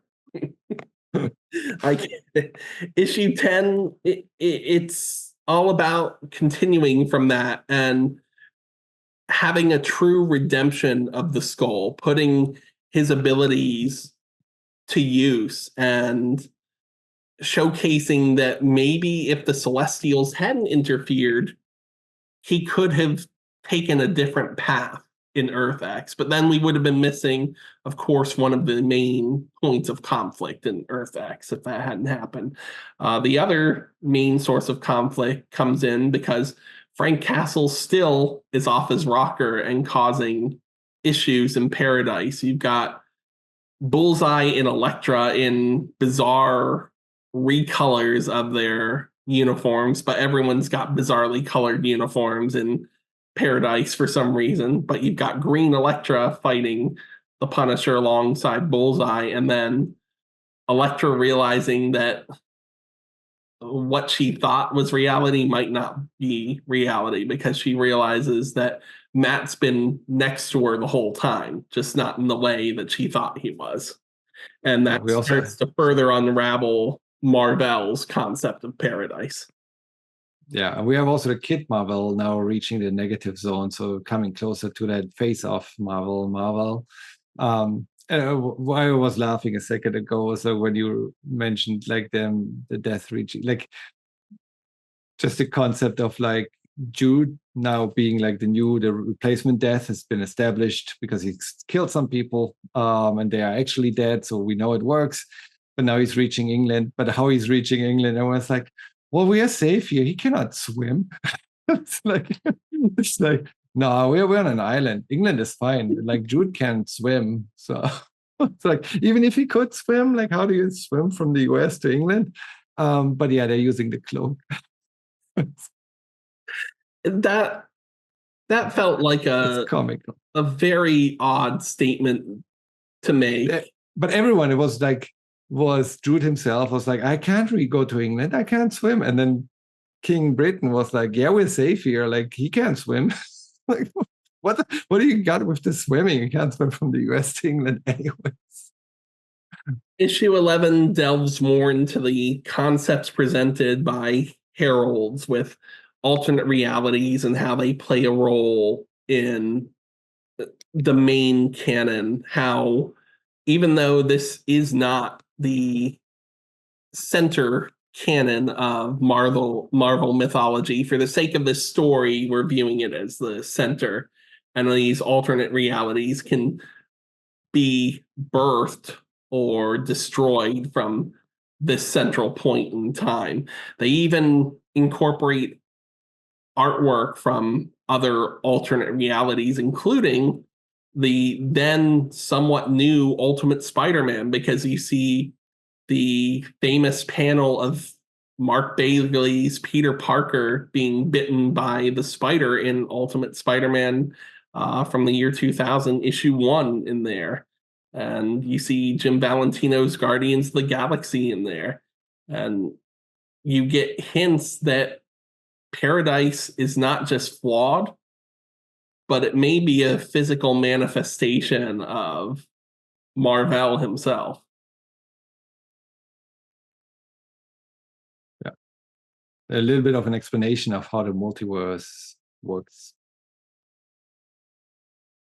Issue 12, all I really have written down is that Mephisto shows back up and is defeated at an expedited rate. Yeah, I think that was a crucial issue. Black Knight wrestles Excalibur from Mephisto, who had taken control of Excalibur previously, because Excalibur being also the only thing that can defeat death and kill people, other than Jude, the replacement death. He also resurrects, Black Knight does, King Britain, who had died in the previous, I think 2 issues before, so, or the previous issue, comes back, and then King Britain kills Mephisto. And then the heroes strike a deal with Jude. They're like, well, we still need you. So so I stopped working for Mephisto again. Is dead. Jude then aligns with the heroes. And X-51 is told by Jude that he is basically he who remains, who was thought to be Mephisto before, but now that Mephisto is dead, X-51 will take that place of he who remains in the end. I love that part of it. Yeah, especially with X-51 trying to argue, right? Like, can I ever go to paradise? Like, no, you're not human. Absolutely not. Like, there's no way. It's like, yeah, but like I have doesn't. And it's like, no, there's no way you can go to paradise. Like, it's like, okay, well, then in that case, that's the best. He wants to be human, but hey, at least he can be he who remains. And here's your compilation prize, X-51. Yeah. The A one shot, it wasn't bad, but you could tell this was the point where some of the problems with Paradise X really started to pick up, because they start collecting as many plots as possible to wrap up or just shove to the side. It deals with the Supreme Intelligence, but I don't feel like they capitalized on the story as much as they really could have. Yeah, I would want to have a spin-off where Loki leads the new Avengers with Black Knight and the Reject. Very interesting concept. I would read a miniseries, 4 issues, 6 issues of that new Avengers team. Other than that, yeah, I agree. Like Rick Jones, I never liked Rick Jones. He's featured towards the end of Paradise X way too heavily. Completely like, why do we bring Rick Jones into this now? He was already a nuisance in the Kree-Skrull War. Now we're trying to explain things through him, because he's calling the heroes or the superhumans to where they need to be. Like, well, what's his role in this? It's, I don't know. And I get it. I like Rick Jones as a character. I think he's been written fairly well over the years, including in the Captain Marvel series by Peter David. He has close ties to Marvel, but did he need to be incorporated here? I Towards don't the end, just as a like, we forgot about Rick Jones. Let's push him into the last 2 or 3 issues. And really, X just deals with people being alive and well. The conflict just kind of ends, and we don't really get an ending. We don't, because we still don't have any resolution between Reed and Franklin. And there are a few other loose plot lines that stick. Yeah. To me, that is, I like the ending. So again, this is the ending. Issue X is the final issue of the series, even though it is not the final issue of this omnibus. But I like it. So first, the setup here is like, well, Marvel is a Kree. Is this just a trap? Is Paradise a trap sprung by a Kree that now has the supreme intelligence by dying to form a Kree army in Paradise, or like in the realm of dead, and then later Paradise? But I think what the message here is, what my takeaway is this is that Marvel has actually built a paradise and a wall against anything that isn't human, or isn't like not only human, but like human as a, like Krees are being considered human, anything sentient, I should say. This is the wall against the elders and the celestials, who will torture the universe by spreading their embryos and taking worlds apart and doing what they want with the universe. Every sentient that is now dead, and it seems like everyone is dead other than, again, X-51 remains to watch a dead Earth, or like empty Earth that still remains a planet, so it's not broken apart, but without life, basically. all the sentients have basically gone over to paradise, where they can live out and have their dreams or their imagination, their paradise, their heaven, while being protected from the celestials and the elders that are threatening everything else. So there's no threat anymore, and that wall has been built by Marvel. Now, is that a trap or is that a sanctuary? Is debatable. It could be a sanctuary if you accept that. If it's a trap, if you're like the Kingpin who's like, I actually want to deal with real people and not in my imagination only, then it is not. But you basically have that refuge that eventually everyone dies, so you have to have an alternative version. At this point, it would be like, are you in the realm of death? Which I don't even know if that would still exist, because the realm of death is still created in kind of the realm of where the Celestials roam. So I don't know if the Celestials have access to the realm of death. Paradise, they don't, because it's a negative zone and therefore out of reach. To me, it was okay. I mean, not okay, but like it's logical. So Marvel kind of redeemed himself because he kept sentience after death safe from the Celestials. Allowing them the opportunity to live out what they feel are their amazing not in fantasies. Constant battle in the realm of death or whatever else, whatever fate they would have awaited, with the Celestials being a constant threat. Now, I actually like this ending more than what was originally intended, which was much darker. And this is part of where the controversy comes in. It starts with something that many of us who have read corporate comics are, especially Marvel, are well familiar with. Used to be DC with Didio, but it has been with Marvel as well for a while. And that is editorial interference. Earth X sold fairly well. Universe X all throughout sold fairly well too. There were changes that had to be made because sales will ebb and flow. And Marvel was still recovering from coming out of bankruptcy in the 90s and having to adjust due to editorial staff changes, investing money into exclusive contracts, which they had never really done before for Bendis. There was a lot of behind the scenes working. So books had to sell, and Paradise X was not meeting their expectations. It wasn't toward cancellation numbers.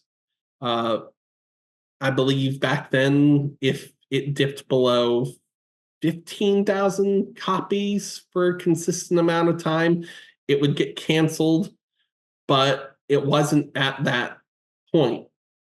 Despite that, despite there being a proof of concept that was agreed upon by Alex Ross, by Jim Krueger, despite their reputation, editorial came and said, no, you can't have as much space to tell your story as originally intended, because just as an example, the A and X specials were only 22 pages. They were intended to be 48 to 64 pages in length each. They were in Universe X. They were oversized in Universe X. Yes, but Paradise XA was supposed to apparently finish off the battle with the outright villains, and X was supposed to decide whether or not Marvel was actually treacherous and creating Paradise as a trap or as a true sanctuary.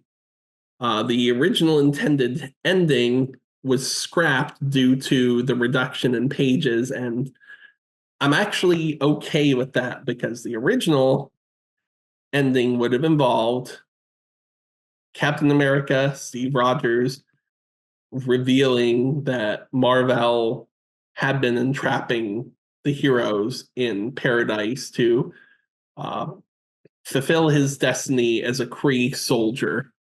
All this time, the Kree had seen humanity as a threat, so by entrapping them in Paradise, the Kree were free to do with those people and the planet as they wanted, mine it for resources. And Steve Rogers winds up as soon as Marvel raises that wall, which separates the Celestials and Elders from the sentient life on Earth,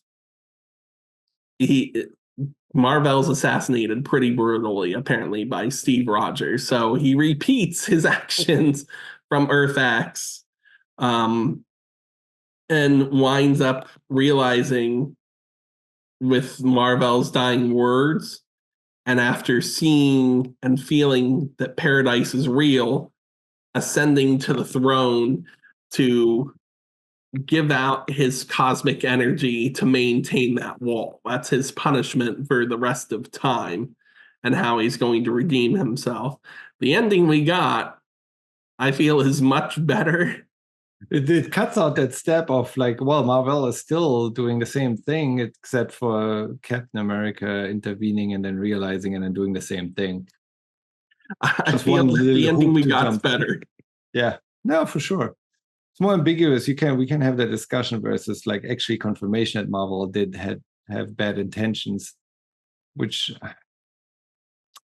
yeah, I don't buy the trap, because again, in Paradise, the Kree don't win. Like if the Kree were supposed to win, you had to build that out. There would have to be a Kree special, like, and showing how they are better off. Everyone is off the same way. Everyone has their own unique individual heavens that they are outliving in that realm.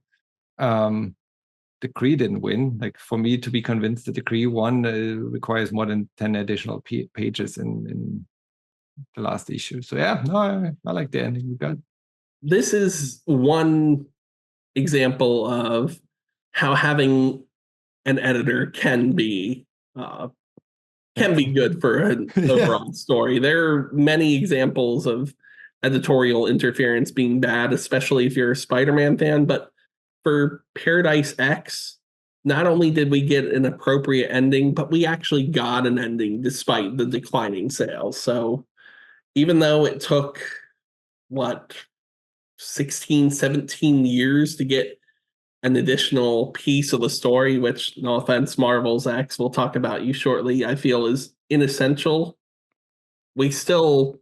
It gave me good giggle. Like it was a nice twist in the end. I had fun with it. Yeah, it's inessential in the end, in its essence. We'll talk about it in a second, but the Omnibus Omega ends with what we've already discussed, the Nighthawk issue 1 through 3, which tells us what we've already learned by reading the stories collected prior, that the visions come from the eyes, that Mephisto's involved. We get, just like Earth X Trilogy Alpha, a massive amount of script pages and sketches. And as Torsen displayed in the companion book, you get the full cyber comic, which was the conceptual prelude to Earth X, which is gorgeous because you really get to see some of the line work that delivered that concept to Marvel to encourage them to greenlight what, again, I feel is Marvel's answer to Kingdom Come and even surpasses that mythos. Yeah, much bigger myth. I'm a fan of the Kingdom Come artwork. I'm not a fan of the story. But yeah, no, Earth X, love the mythos, love the lore around it. I enjoyed even the lore, the post parts, like the afterward, especially in Paradise X, the afterward discussions here, they shift a little bit because again, it's not Machine Man and Uatu talking. Now they're picking individual characters that Machine Man is visiting, and you basically have them running a little book club of their own on an interpretation of the Marvel universe with each character. So Machine Man and whoever character it is, Venom or May Parker or others, they're having a little bit of an interpretation of the events and discussing things. And I really enjoyed those appendices here as well. They've shifted and they're still very enjoyable, adding to the overall story. I honestly wish that Marvel would take risks like they did with this trilogy and put out a new conceptual story that allows for additional material in the form of prose, because uh, obviously this was the first type of story like that I read through Marvel, but even to this day, having read comics for shit 33 years now, starting in 1992, this is still very unique out of everything I've read. I've never seen a story, even Watchmen, be able to incorporate comic book story and prose in a way that they mesh together so well that you can't separate them and have a full understanding of the story. Yeah, it fits so perfectly because you have always those two, especially in the not only Earth X with Watu and Machine Man, but also Kyle and Isaac. Like you have those watching, like you have them narrating the beginning, then the story unfolds, and then you have them interpret, like talking about what happened and thinking about it and like kind of observing. They're observing, talking about it, and moving on, and it's like it's this perfect interaction of like let's just reflect on what we just witnessed and put that into perspective. It's so funny how this came out after uh, Marvels as well, where Alex Ross had also taken a character, and he did it in Kingdom Come as well, a character that could have been seen as minor. In Marvels, it was the reporter, and I believe it was a priest in Kingdom Come, a lapsed faith priest. In this, he takes a character that started out as a backup character in the Marvel adaptation of 2001: A Space Odyssey and made him the heart and soul of the entire trilogy, even when he doesn't show up, because you feel he's guiding the story to a certain extent behind the scenes. He's still felt, and I prefer this version of Machine Man to the version that we have today that was crafted by Warren Ellis, that is all about hooking up with other machines and killing fleshy things. I mean, he has his place, he's funny, but I like the deeply emotional and philosophical X-51 that we have here. Again, And this book brought me into Marvel Comics. This is my favorite comic character of this series. X-51 in this Earth X trilogy in this storyline is to me like is such an embedded character.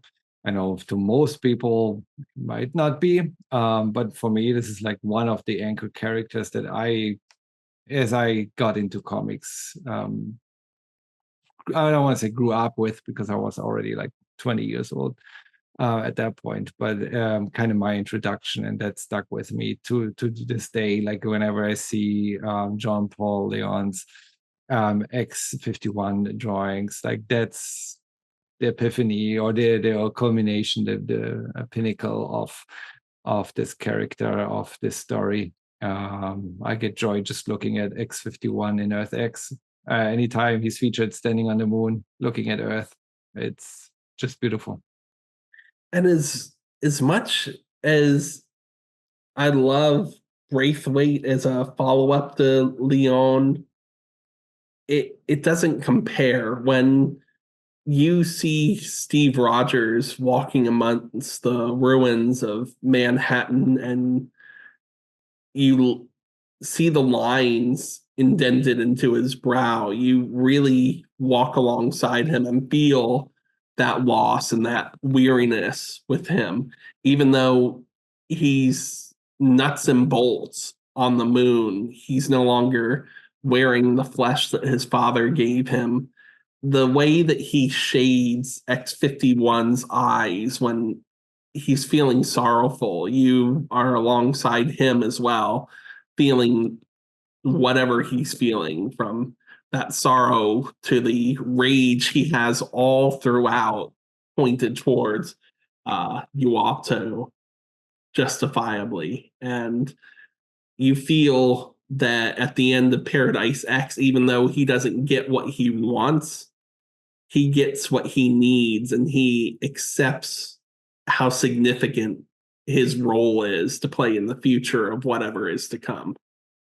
Yeah, and again, the art style, it shifts later. It's not bad art. It's just, if I had to describe John Paul Leon's art style with one word, in Earth X, it doesn't work for many other series, but in this case, it fits perfectly. That word would be dystopian. Like it has this dystopian feel to it, and that's exactly the story that they're telling. So the art works for Earth X, might not work for anything else, but it doesn't have to in this case. But yeah, no. So Marvel's X. No, hold on. Top five characters. Would you change your previous order or characters if we're now looking at the entire trilogy compared to just Earth X? Would you take any? Does anyone drop out and anyone else move in? X-51 still number one. Same. I wish he had been given more to do in Universe and Paradise X, but I still love the concept they utilize for Bruce and Hulk. So Same. Still same. He's still there. Two. Venom's still on the list. Thor gets even stronger. So Thor's still on the list. Black Bolt only plays a role in the first series, so that's so hard. But Black Bolt's sacrifice helps guide the rest of the story. So I would say yes, but add a tie and have him share it with Captain Britain. Because I feel like Brian's struggle in all three parts, from his struggle to put Britain in mortal danger, to stand side by side with Steve Rogers, to struggling with the weight of leading his country and forging a new relationship, and then being haunted by a past relationship. I think it's a very cool journey. So that's probably the only change I'd make. Nice. Yeah, the top two stay the same for me. Again, Machine Man first. All time. Banner and Hulk in second. And then I got a debate. Like, I know Black Bolt doesn't play a big role. I still like Thor and Venom, but I would probably move Kyle Richmond up in number 3. So his character, just the burden that he carries and the sacrifice that he makes, alongside with just the cool design of the hooded, like absolutely nothing to do with Nighthawk anymore. No. But very mysterious. His role that he takes on as one of the narrators, and with Isaac kind of betraying that, cannot be Isaac. So Isaac feels more like Watu. So Kyle kind of moves into 3, I think. And then I have still the debate whether I keep Thor in there, Venom, or I like King Britain. I like the sacrifice, the burden that he also he takes, the comedical elements that he brings there, standing in his underwear, literally. It's an interesting character. And then Mephisto. I might move Mephisto in number 5, just because it's quite an arc from being evil to just being a 3rd-tier mutation, but still being one of the first mutations. So he even got to influence Odin to create the Asgardians. Like, it's Mephisto's play all along, no? Just in the end to be also just be killed. And great character arc there as well. If it helps, Kyle is probably 6. I don't know where I would place Mephisto, but he's in the top 10. Watu is still near the bottom. That last. Yeah. I think because of his importance to the overall story and his later redemption, Skull would probably be 9. Yeah, I don't get too much of a origin story. I want to have. I would have preferred Skull to be someone important if that's someone's child or some other character, some of the X-Men turned. Because there's also like all the mind, like all the telepaths die suddenly in favor of the skull, and it's like you got to give the skull a little bit more than just this is this kid Benny. It's like, okay. Yeah, I honestly was expecting when they announced Marvel's X for it to be more information about Skull's lineage instead of, well, we'll discuss it.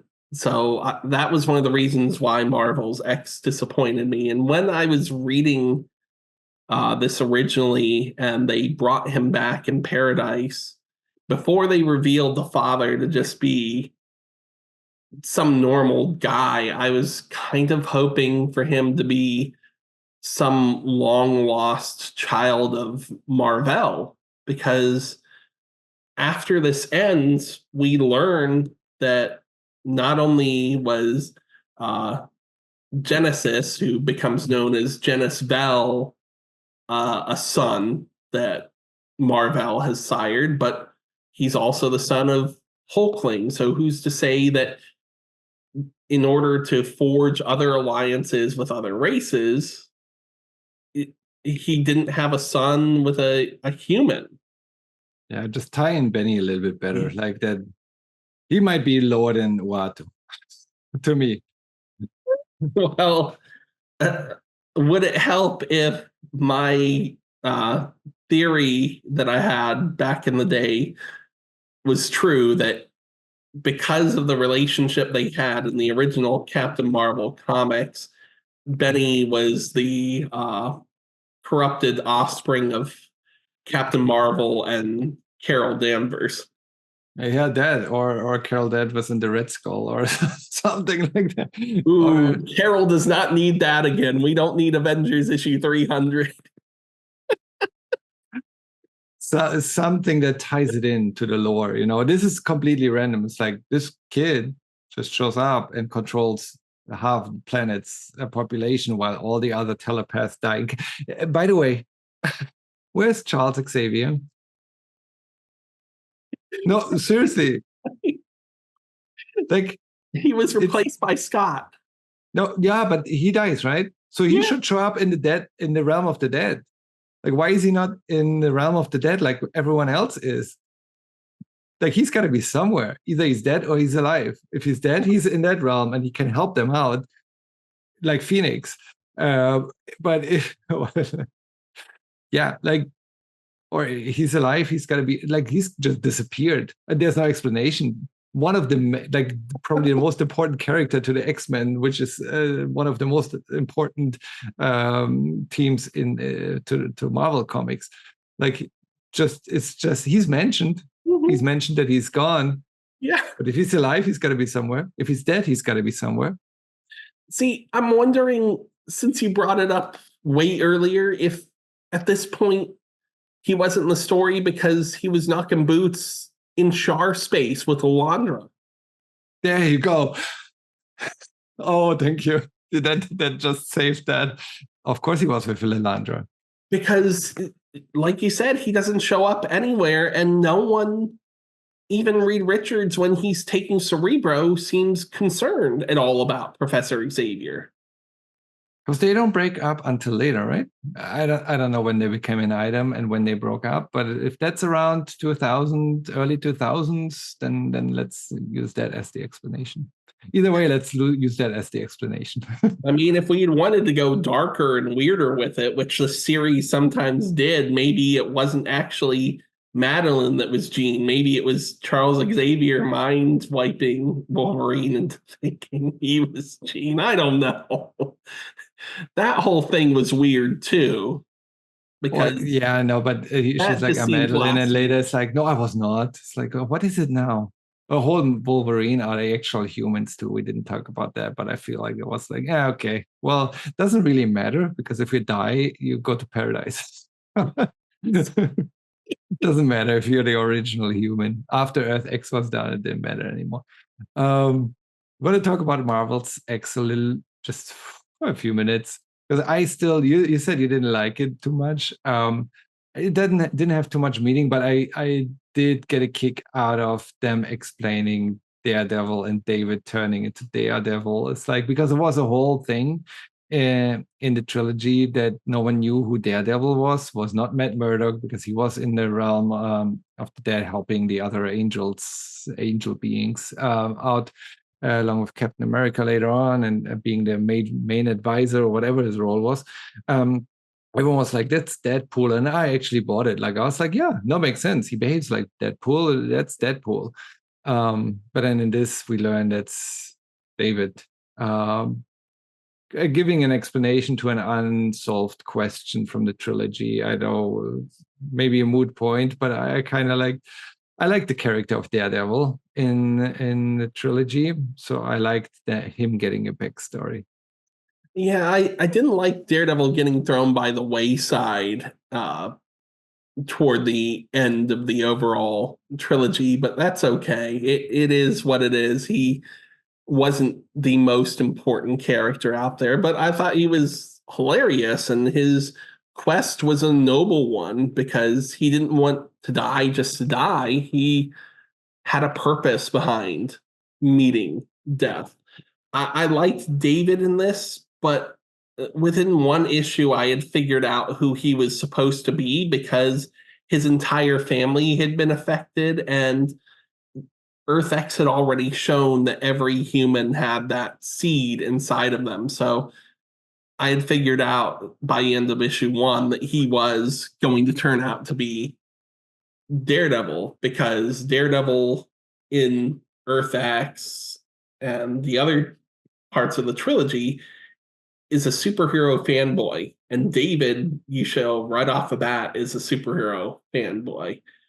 So that tied it in, and what drove it home even further is that Daredevil's costume and his circus act is akin to Ghost Rider, and in that first issue, who shows up? A Ghost Rider. And him being afraid of him and like leaving, and then being like, Matt Murdock is like, I called my friend, like I called my friend to help you, but I guess that didn't work. So I'll take care of you now. And then Spider-Man is like starting to run into his depression. Not only was he scared of poor Ghost Rider, who had given him a ride from his home, he runs into Machine Man and runs screaming from him just because he's got those.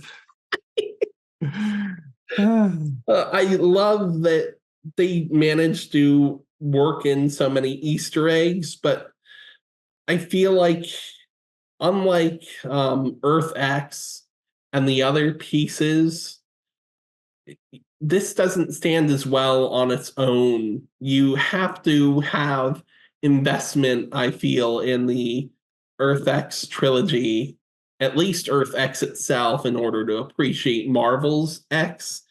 And some of the plot points don't really go anywhere for the guidance of the story. I know eventually we had to get to a point where some sort of conflict met with the end of David's life as he knew it, revealing him to be Daredevil. He had to die or mutate.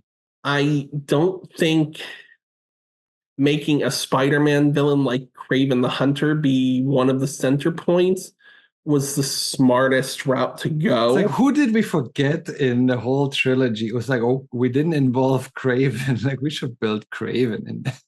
I was more looking forward to, because they hinted at Osborn's presidential campaign, him, since they were using Spider-Man as such a springboard and support system for David, either using him or using the Red Skull, which would tie in deeper to Earth X rather than Kraven playing such a prominent role. I liked the Avengers assembling in support of David. I liked the hints at Luke Cage's future and Susan's tragic fate, as well as Kyle showing up. But I wish that the stakes had been a little bit higher for David's end. I mean, that could have been the point, because the hero still had something worse coming their way. But with him being the protagonist, I feel like his death should have meant more than, oh, I guess the last human is dead at this point. Hope is gone. Yeah, I know. And I, for this to be, again, it was a fun series to me. But for this to be 6 issues, almost 20 years after the trilogy, that's the only material we've gotten since. It was not meaningful enough. They if you spend 6 issues, it's still like publishing costs are the same for any kind of 6 issues. You could have told a different story with more meaning that's tied in than this. It was still fun, but it lacked the meaning and the. I mean, to me, the twist with the devil was just fun. It was like, what? That's awesome. We finally get an answer 20 years later. But they could have done way more with 6 issues. 6 issues is like half of one of the 3 parts of the trilogy. Like, I would have honestly preferred 64-page one-shots, 6 of those, because Earth X trilogy came out in 2018 as these 2 omnibuses, omnibuy, whatever you want to call them. And this Marvels was supposed to come out in 2019, got pushed back to 2020.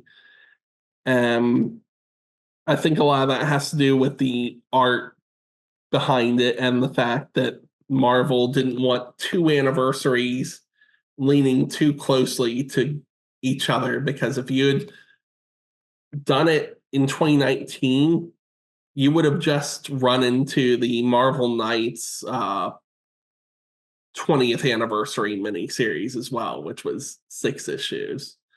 And they seem to be pretty tight about their anniversary miniseries. They've got another one for Marvel Knights running right now, dealing with Black Panther, and there's nothing else anniversary-wise touching that. So I don't know. I think if they want Marvel's X to mean anything, then if they were to be kind enough to reprint, they don't even have to reprint the Omnis. I would love for them to reprint these because they're beautifully bound. The extra features are worth the cost of entry alone. But if they can't, then they need to get off their asses and reprint Universe X and Paradise X as complete collections and include Marvel's X as a bonus in the Paradise X volume. you know, It wouldn't hurt. I asked Omar like a few years ago after it came out, like to just have the Marvel's X as an OHC because it looks nice on the shelf. They will never do that because Sales were not great for this miniseries, unfortunately. You have to be a fan of Earth X to even pick it up, and even then, yeah. That 20 years later, after again the most underrated comic series there is in Marvel history, in my opinion. Again, I haven't read all of that. After finding that tie into the Evolutionary War, I might want to read that. So next year I'll vote on the Evolutionary War omnibus to be reprinted because, yeah, why not? Having the higher evolutionary release the Terrigenist this time might be a difference. Maybe the story isn't good. I don't know. I might want to read it digitally first, but hey, I think you'd like it. That storyline, I feel really, really details what drives that character. Whenever he's shown up recently, and by recently, I mean within the last 20 years, because he's not a high-profile villain anymore. He tends to just kind of mess around with genetics of a character or two and gets defeated. That's basically it. The Evolutionary War shows what happened if he was on his game and could actually hold his own for a while. It's not just any reason particular that James Gunn utilized him as the main antagonist in Guardians of the Galaxy Volume 3. I don't think he's ever said which story drove him to use that character, but I believe Evolutionary War was probably one of them. He's a pretty cool villain, and there's a reason why he's driven the way he is. Awesome. As we're approaching the 4 hours here, it's got to be a record. I hope YouTube allows me to upload videos this long, but it should be fine. Well, worst case, you could trilogy. divide them into a trilogy of videos, because we do take breath pauses between talking about different pieces of the trilogy. There you go. That's an ideal follow. I'll release everything at once, probably a few weeks after I go through editing, and then I might break some stuff out to have a more digestible format. But with that, any last thoughts on this trilogy, other than for anyone who hasn't checked it out, please go and read it, even if you don't know much about the lore of the Marvel Universe. This one will explain a lot. It is on Hoopla for many regions. They did reprint Earth X. I believe it is the third printing of the trade paperback edition. There was, if you just want Earth X in oversized format, there was a 10th anniversary edition hardcover that isn't too expensive. Unfortunately, Universe X Book 1, Universe X Book 2, Paradise X Book 1, Paradise X Book 2, and the Earth X Companion have only ever received one printing each. If you want these reprinted, please vote for them in the reprint poll. Harass politely Omar through email, through the Near Mint Discord, which you can join as part of the Patreon, where you can have topical discussions with the always Stellar Torsen, Hunky Bunky Bee, Josh Greathouse Creator, Bang Battle of the Tiger, and others, as well as Crushing Crisis. Just annoy the hell out of Marvel to make these stories available, because Earth X will work as its own story, and it's a masterpiece in and of itself. But if you want to see a dystopia potentially turn into a utopia, you really need the complete story.